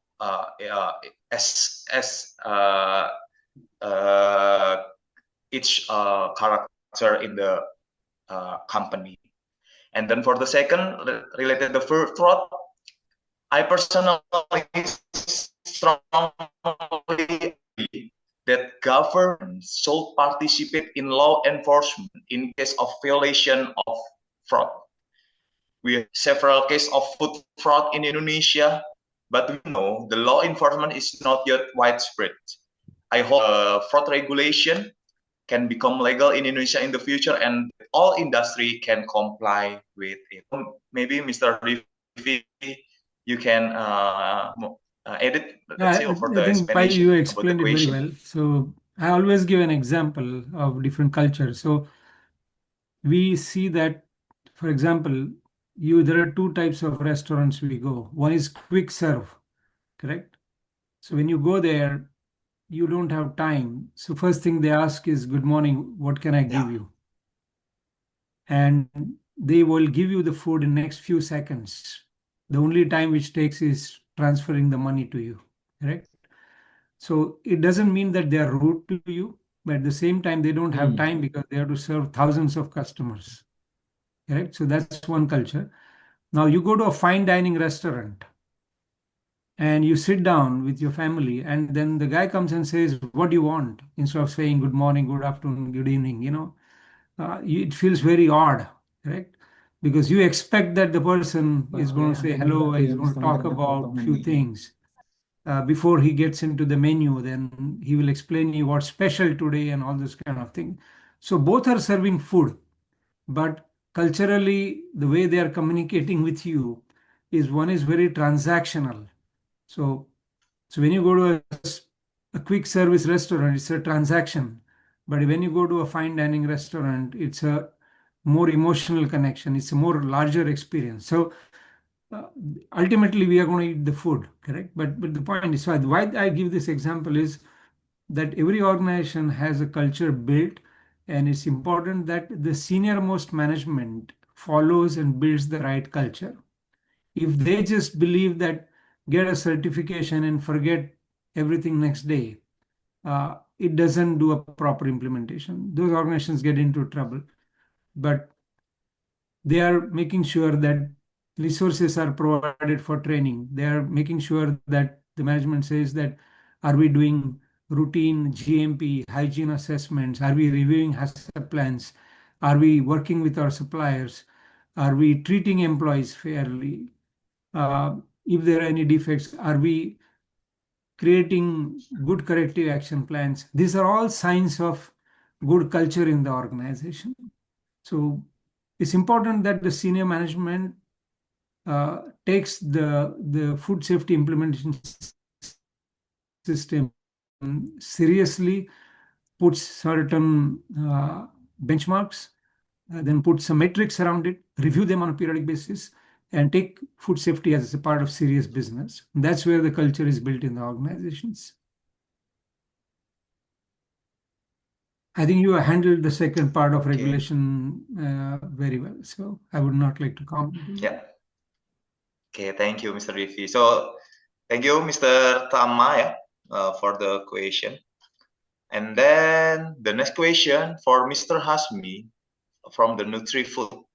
What kind of FSSC can use or suitable for the pharmaceutical category for pharmacy? So if we can Okay, maybe. so at this stage, there is no FSSC requirement for pharmaceutical category, but if you are falling under nutraceuticals, okay, which are very similar to food and governed through as a food supplements, what they call, correct? So many herbs, many of those, what do you call, they could be part of FSSC certification, but as a pharmaceutical, I think it's not applicable at this stage. But if you are looking for social management system, which is FSSC 24,000, Yeah, you can go for FSSC 24,000 in the pharmaceutical industry, because that cuts across all the industries. It could be leather goods, shoes, pharma, consumer goods. It cuts across all the categories. But FSSC 22,000 is specifically food and feed. So since some nutraceuticals in many parts of the world are considered as food supplements, they become part of it. Yeah, Mr. Devi, Mr. Devi, can I answer also support? Yeah, Please. Mr. Asmi is Mr. Devi already informed to you. Maybe you need to check. This is FSSC similar for food product, but you can check if for sector key, you can check if the supplement in scope production of bio or chemical, we need to check your product, it's or your process, depend on situation, your product, for example, if vitamin or addictive that related to food, I think can be Mr. Divi, So like, what I will do is that if you, I will get the answer and submit it to Sarah. I think you can take a look at it and then communicate with everybody on that one. Yeah, Mr. Asmi, we can discuss later maybe the other standard, like ISO and not FSSC. So I will answer that, because again, some parts of the world, food supplements are like vitamins in, say, Canada and Australia are considered as medicine. Yes, agree. In some countries, they are considered as food supplements because they are all extracted from the nutrients. So it all depends on the regulatory standpoint, but I'll get more clearer answer to you guys. Okay, if you give me a specific question saying that is it applicable for this particular product, I'll be able to provide the answer. Oh, okay. Because it's very wide range. I mean, it's like, for example, colostrum. Colostrum is coming from the cow animal derived product, correct? So those things are different versus certain synthetic biological stuff, like. Okay. So now if you say that turmeric as a whole stick versus, or cinnamon stick versus cinnamon powder is still food, correct? But a lot of people take it for medicinal purpose in the morning with hot water and those kind of things. Great. Okay. I can see one cow has joined our session here, correct? Okay. Yeah. Thank you. Sorry for all participants. Maybe we have a limited time, so we have four last question. Yeah, we maybe very interesting and appreciate for all of you, but we have a limited time. So this is for last question. The next question is from Mr. Rizky Santosa from the outside company. I have question in below. If the transition period is only 1 year and we have just completed an FSSC 22000 audit and the certificate expired in 2028, can our site only update during the audit recertification in 2028 or not 2027? Sorry, Mr. Rizky Santosa, this is a related FSSC development program, right? Yes. Yeah. So, Yeah, Mr. Divi. the answer would be different. So Yeah. generally, if you're certified for regular 22,000, then you may just get a follow-up audit next year, and you don't need to re-go for the certification. And in case there is a likelihood that due to changes in ISO 22000, the PRP programs, there is a likelihood that FSSC and GFSI will make change in their versions. So FSSC version 7 will come, but timeline at this stage is not defined because it requires a lot of changes from even ISO has not defined a transition timeline. So it's not going to be immediate, anything which is going to happen immediate. And once the new scheme comes, again, they provide another year for you. So you are safe till 27, I would say. You don't have to worry. Okay, thank you, Mr. Rivi. I know all of participants is very curious, very interesting about FSSC version 7, but wait, be patient. So, Yeah. Yeah, okay. And the next question for, Mr. or Miss Nur from PT Usaha Jaya. There is two questions. First, considering the current wave of disruption driven by technology, globalization, and demographic, how should food industry recalibrate their food safety management system to remain resilient and ethically sustainable in such a volatile environment? And the second, as automation, AI, and digital traceability redefine supply chains, do you think this advancement will truly enhance the transparency and accountability, or may they create new ethical blind spots that challenge the human dimension of food integrity? So, Mr. Rifi? Yeah, very, very smart and intelligent question, I would say. Yeah. So I think we are all getting affected by technology because, first of all, we all have cell phones now which can do many things, correct? So the risk and vulnerability to any food company has increased because in the past, people had to get camera to take a picture and then send it to somebody. Now people can, if they don't like something, they take a picture, they send it to organization. And nowadays people don't even contact the companies. They put it on social media and tag the company so that the company has to respond in a social media platform many times. So therefore, many organizations are now doing horizon scan. That means every day they find out using certain keywords that if there is any good or bad news about their company going on, and they have a good mechanism to respond quickly if any specific things are this thing. Another thing which we see is that due to the communication access, the companies are able to contact the people, those who are complaining or having issues immediately. They try to this thing. Also, advancement in digitalization. I want to give you an example that there was a meat company in Canada which sold the meat which was contaminated, and there were few cases that people fell sick. Okay. Now, if they come out with one note on their website, nobody's going to know that this product is contaminated.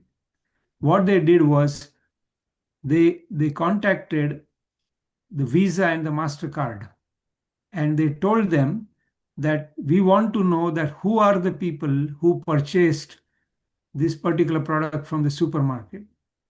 And we want to send them a text message immediately saying that in case you have still not consumed this product, please do not consume, destroy the product.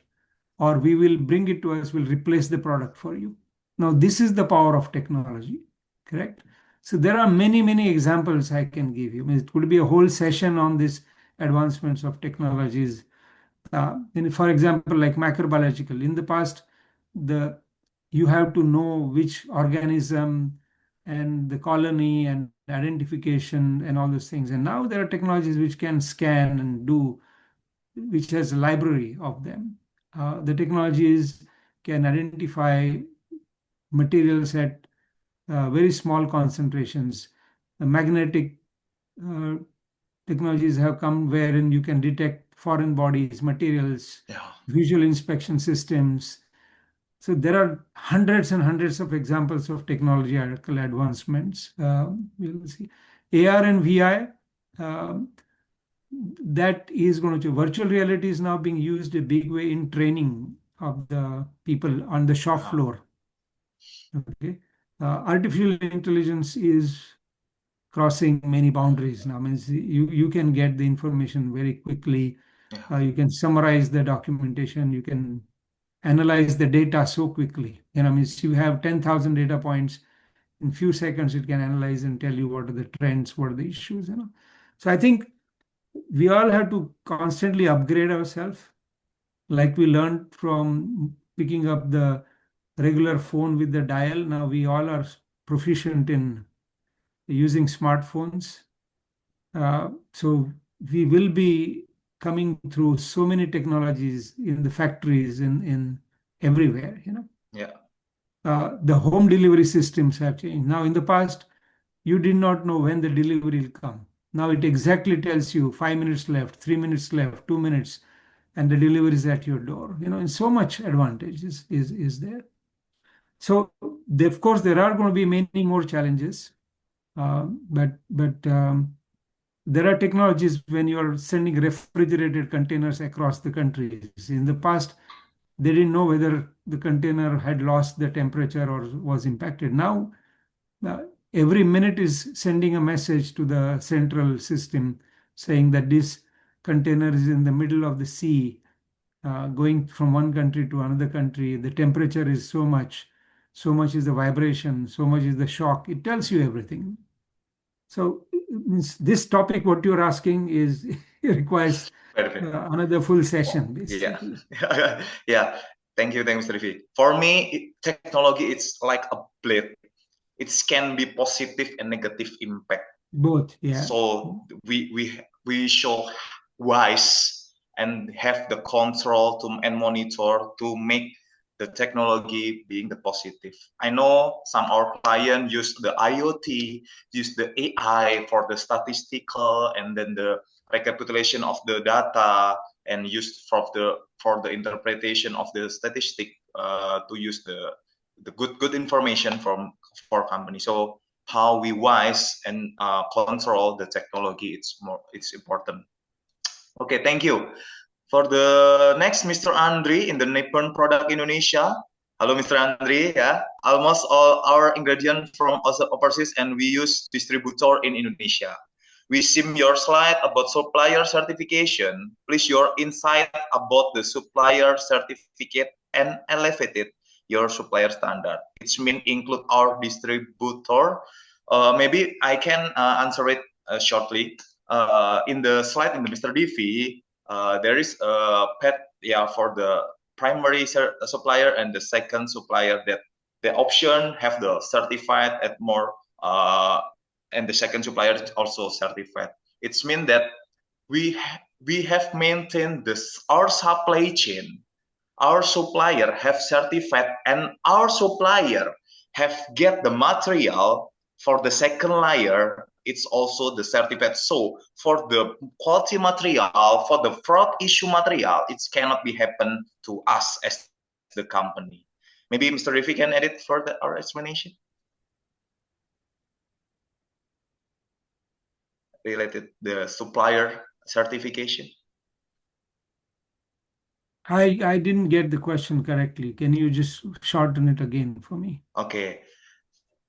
In Indonesia, very many material is get from the distributor. Correct. From For other markets, international markets. not manufacturing. And then please your insight about the supplier certificate and how they elevated your supplier standard. How the company can elevate their supplier. It's mean include our distributor shall have the certified. Maybe if they simplify, right? Yeah, so it depends on what you are looking for. Many organizations, large organizations, require that their suppliers are certified. If you are in a small or medium enterprise, definitely they demand for that, and that's where the development program comes into the picture.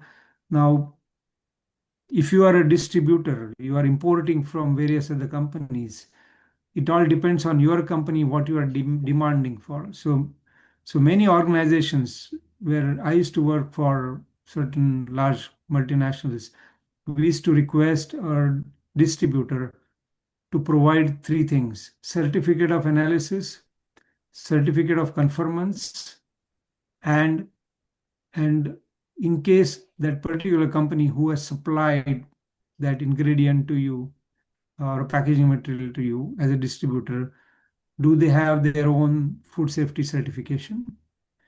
Uh, and and many companies, those who are in the food distribution, like they are the companies, for example, if you take McDonald's and all, they buy so many different materials from so many companies. Fish patty come from one place, burger come from another place, the ketchup, mayonnaise come from different places.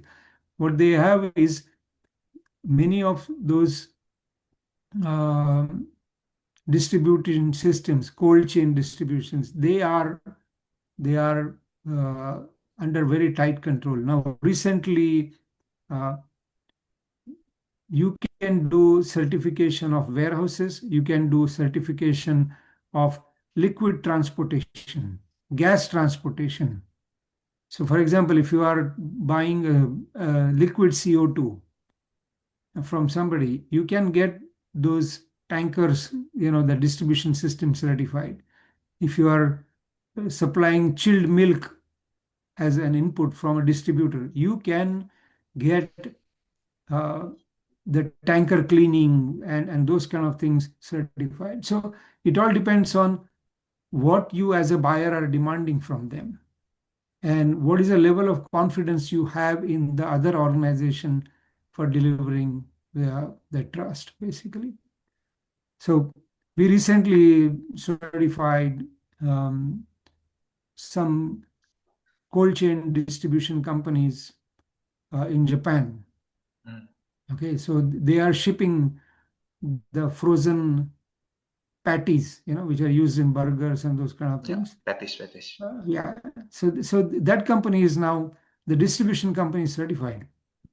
And that's a requirement of that particular food chain because they want to make sure that temperature is controlled, hygiene is maintained, because there is a high likelihood that in cold chain the salmonella may pass through. And it could create a big challenge to the food retail companies, those who are selling loose products, heated products, or this thing. So I think you need to understand the risk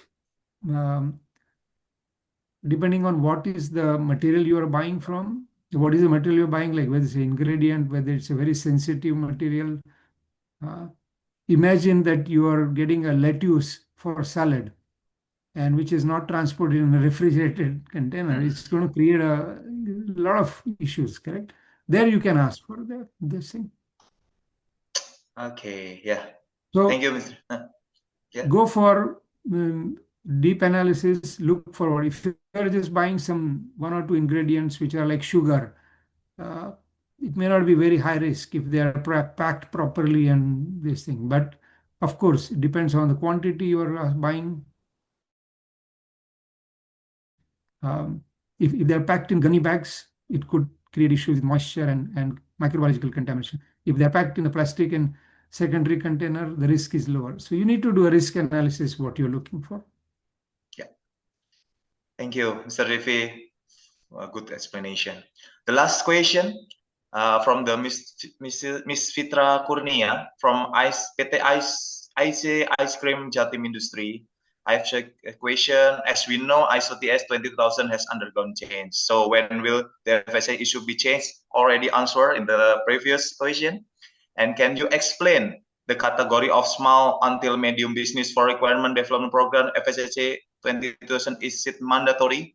Maybe Mrs. Fitra, for the category of small until medium business for development program FSSC, specific for certified development FSSC development program. Yeah, so this is the what's I mean the optional for the small and medium compliance for the small and medium business to use the FSSC development program if there is a need from the stakeholder, from the company to comply the standard. So if you have the certified FSSC 22000, yeah, this is already certified in other standards at other level. So you don't need to use the FSSC development program, right, Mr. Rivi? Can you explain it? Yes. So in short, some people do it because they are supplied to large organizations, and their input is important to them, and they request them to get development program. But it's some of the new trend. What we are seeing is that some large retailers are accepting companies with development programs, or completion, and giving them a shelf space, because that's another way to enter this thing, because some large retailers are demanding that now. Okay, and I think your second question was related to changes to ISO 22000. There are so many changes which are in the PRP section. So there is a structural clarity. They are given on pest control, utilities, contamination. Then there is a sustainability focus. There's a stronger hygienic rules have been created under clause 14 now.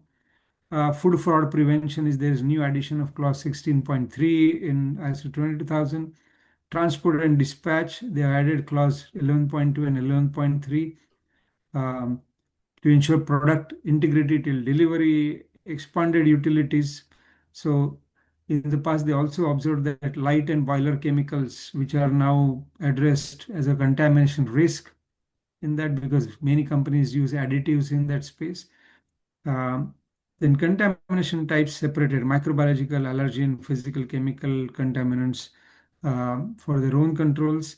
And then they also added product withdrawal recall procedures now in ISO, streamlined under ISO 22000 2018 with a new clause of 8.9.5, and is no more part of a PRP. That means it's been made mandatory. Now, they have published this.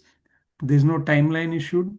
So organization like FSSC will take its time to understand the impact of that and incorporate those changes in specific PRP requirements for the FSSC 200,000. But it's not going to happen now. It will happen, I think, sometime in 2026. We'll keep you informed about it. And when the new version is ready, we'll definitely have a session with you to explain what's going on, what changes are coming in. Thank you, Mr. Devi. Okay, so this is the final question. Sorry, Mr. Ari Firiawan, because the limited time, maybe your answer question we can answer directly by contact the admin. I will support you about the question, but because the limited time, so we have already in the last session. So if I can summary in conclusion, we now in the mega trend path that can change the world and operational business. The first is technological, globalization, and demographic. When our product is good, safe, and assured, brand image and viral case can be booster high.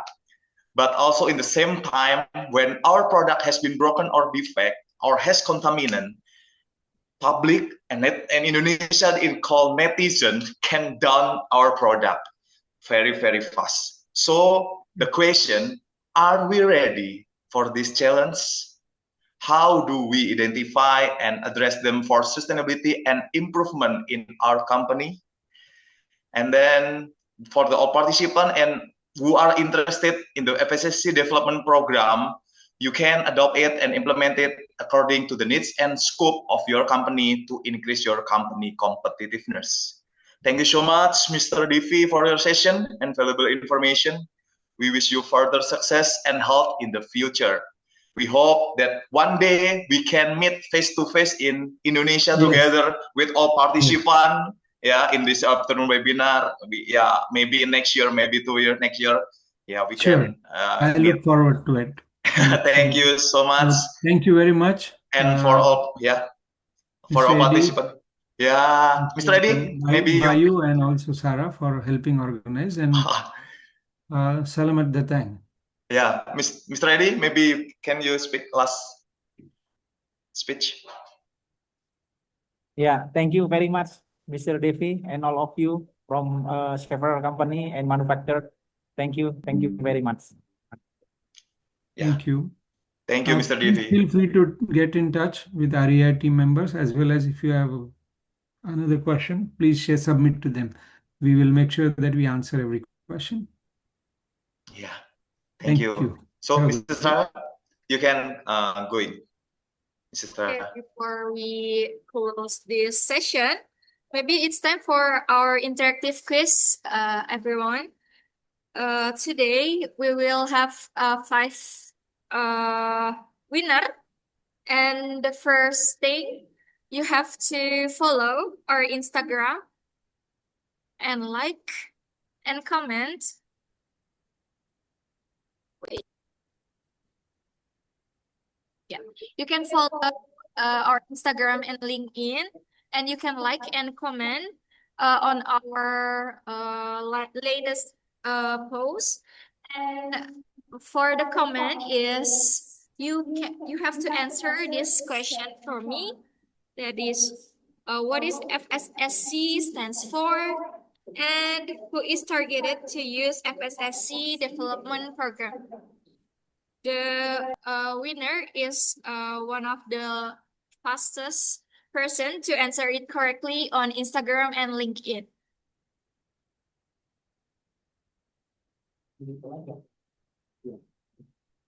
And for the winner, we will have will win prizes such as merchandise voucher and umbrella and then tumbler. So make sure you answer it correctly and fast on our Instagram post, latest post, and LinkedIn latest post.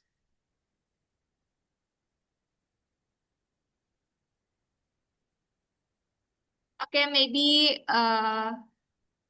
while we wait for our team to record the participant, the winner, maybe we will start to another quiz.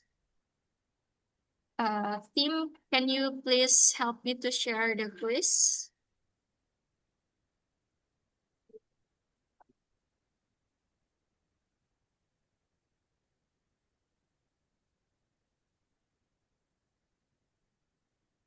Yeah.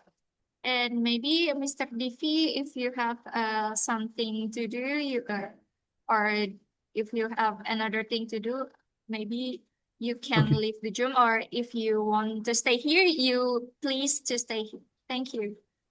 Thank you. I think I will move out, but this is very interesting. Okay. Take a rest, Mr. Divi. Yes, Thank you, you. Mr. Divi. Thank you. Take a rest. Have a good day, rest of the day. Thank you. Thank you. Have a Mr. nice Divi. day. Thank you very much. And for participant, don't forget to rename your name in game so that we can Bahasa Indonesia aja udah. Ya jangan lupa untuk Bahasa di Indonesia aja ya. rename. Udah ya, sabar ya. Bahasa Indonesia aja. Banyak tuh voucher-voucher merchandise keluarkan semua, Mbak Sarah. Ya. Agar kami bisa mengontak pemenangnya, jangan lupa di rename sesuai dengan nama Bapak Ibu masing-masing. Ya, dan sabar ya, katanya ada itu ya, PDF materi kita akan share di akhir acara. Ya, betul sekali Pak Edi, untuk materinya akan kami share di akhir acara. Jadi jangan kemana-mana dulu ya Bapak Ibu. Kemudian untuk game ini mohon untuk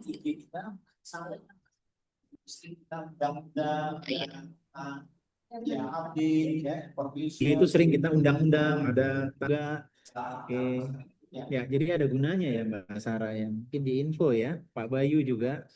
Jadi media kita itu sarana untuk kita berkomunikasi juga, menyampaikan standar-standar terbaru. Ya, karena kita juga bukan food safety saja ya, quality dan sebagainya. Ya juga masuk tadi ada pertanyaan dari Pak Asmi ya, dari Nutrifood, farmasi ya. Alat-alat kesehatan juga kita bisa, sudah banyak kita bantu bahkan ke FDA ya, kita bantu registrasikan tuh obat-obatan, alat-alat kesehatan. Ya karena mungkin kebanyakan eh, manufaktur ataupun rekan-rekan kita ini masih melihat mungkin resisten ini hanya kebanyakan food ya, padahal tidak ya. Non-foodnya Mbak Sarah juga cukup banyak ya. Bapak Ibu sekalian, SMK 3 kita berizin Kemnaker RI ya. Jadi kalau Bapak Ibu mau 14.000, 45.001, nah ini kita provider yang lisensi ya. SMK 3 Sustainability.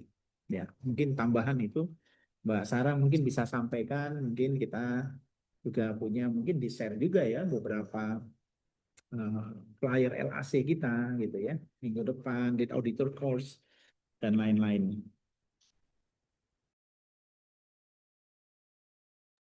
ya betul, seperti yang sudah Pak Edi sampaikan, untuk PT REI Sistem Indonesia Group ini sendiri merupakan salah satu konsultan dengan lisensi yang lengkap di Indonesia, salah satunya. Bukan hanya food saja, kami juga bisa support terkait SMK 3 karena kami sudah terapprove PJK 3 dari Kemenaker langsung. Kemudian kami juga bisa support tentang training ISPO seperti yang sudah kami laksanakan di minggu kemarin. Kemudian juga kami juga bisa support terkait HSE lainnya, terutama social compliance seperti SMETA ataupun EcoVadis. Kemudian untuk di bulan depan akan ada training, terutama training untuk lead auditor course. Akan saya share untuk flyernya, barangkali Bapak Ibu berminat untuk mengikuti dan mendaftar. Mungkin dari tim juga bisa membantu untuk flyer lead auditor course, membantu kirim di chat Zoom ya, Bapak.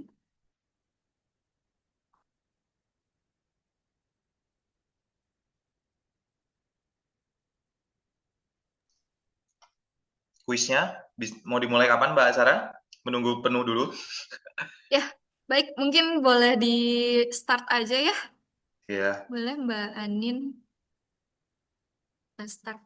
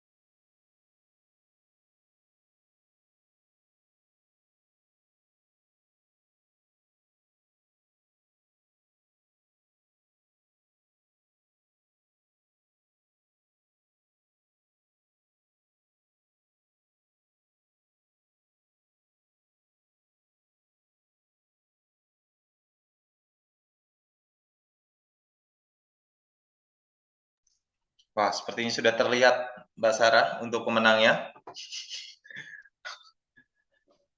Bisa.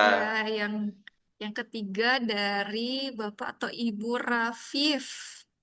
Boleh untuk tim admin untuk kontaknya di-share di kolom chat Zoom ya untuk Bapak Ibu Rafif. Mbak Din boleh ke atas mungkin. Ya, Hmm. boleh nanti akan dikirim kontaknya oleh tim admin kami di kolom chat Zoom. Bapak Ibu Rafif, kemudian sebentar. Saya cek ulang.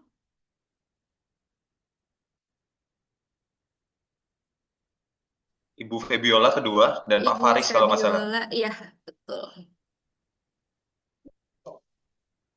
Betul.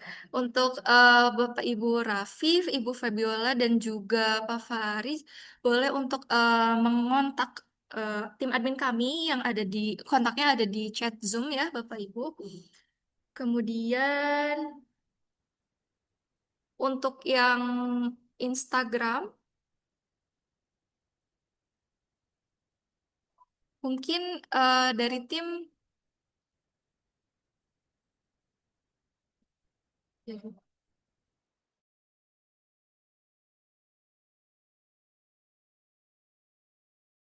ya, baik. Mungkin saya pilih terlebih dahulu ya, Bapak Ibu.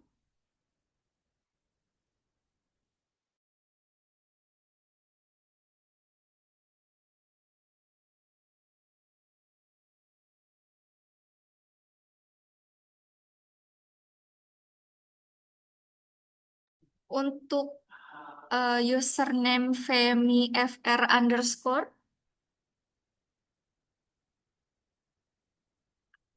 apakah masih hadir di ruangan ini, di ruangan Zoom ini? Femi FR underscore. F. Baik, mungkin kepada Bapak Ibu Femi boleh Ada tuh, mengontak Mbak. tim admin. Iya. Iya, Di grup chat Bu Femi dari iya Raja betul, Roti. betul. Mengontak Ibu Rahmi atau Ibu Hani di kolom chat kontaknya. Kemudian yang terakhir, pemenang terakhir dari kolom Instagram ada SAADHHS underscore underscore. Apakah masih ada di ruangan chat Zoom? Boleh, iya, Ibu boleh langsung kontak tim kami langsung ya. Baik, mungkin tim boleh bantu kirim materinya. Mungkin untuk materi dari Mr. Divi akan menyusul ya, karena belum dikirim oleh Mr. Divi, jadi akan menyusul mungkin melalui email Bapak Ibu. Kemudian mungkin sebelum saya tutup, terima kasih untuk ketersediaan Bapak Ibu dalam mengikuti free webinar hari ini. Semoga insight-insight yang tadi telah diberikan oleh Mr. Divi dan Pak Bayu dan juga Pak Edi dapat memberikan pengetahuan baru, terutama dalam standar FSSC 2020 ini. Sekian dari saya, mungkin mohon ditunggu Bapak Ibu untuk materi pre-webinarnya di kolom chat Zoom dapat di-download. Terima kasih.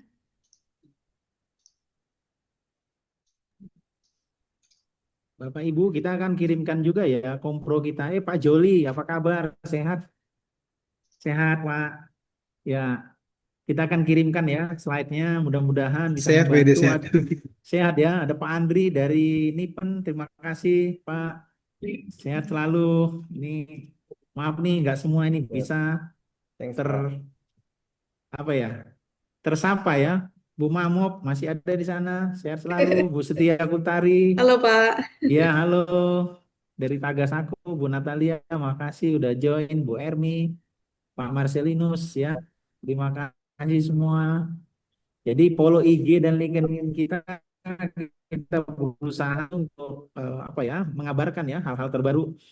Ya mungkin next trainingnya Ya, masih ada ya Pak Bayu ya, webinar kita nanti kita kabarin. ada mungkin FSSC 24.000, ya mungkin Bapak Ibu belum terlalu familiar, itu adalah social compliance dari FSSC. Jadi itu bisa nanti kalau ada klien yang em, ingin FSSC 24.000 itu similar semacam SEDEX, Meta gitu ya. Atau ada yang mau ekopadis, ya ini Mbak Sarah atau Mbak Anin tolong di PDF kan ya, kompro kita slide yang sering kita ini sering kita ajukan biar mungkin teman-teman kita pada tahu nih bahwa sistem Indonesia bukan food safety aja tetapi juga ada ekopadis. Bahkan kita sudah banyak membantu ekopadis mendapatkan rating emas ya. Mungkin kita satu-satunya yang pertama di Indonesia ngebantu mendapatkan rating emas ekopadis. Kemudian ada ISCC Plus ya. Itu banyak sekali juga untuk food traceability. Dan jangan lupa nih kasus FDA. Ya. Sepertinya ada gangguan Bapak Ibu untuk Pak Edi ya. Ya, meneruskan tadi informasi dari Pak Edi berkaitan dengan FDA case. Jika Bapak Ibu membutuhkan training untuk PCQI dan FDQI dari PT REI Sistem Indonesia, silakan juga Bapak Ibu bisa kontak dengan tim admin karena kita adalah salah satu-satunya di Indonesia ya yang pertama untuk bisa mendeliver PCQI dengan trainer langsung dari Pak Edi sendiri, di mana Pak Edi adalah salah satu lead instructor PCQI di Indonesia dan sertifikat pun langsung dari Amerika. So Bapak Ibu yang ada kebutuhan untuk ekspor ke Amerika, feel free untuk bisa kebutuhan untuk training PCQI bisa kontak kami.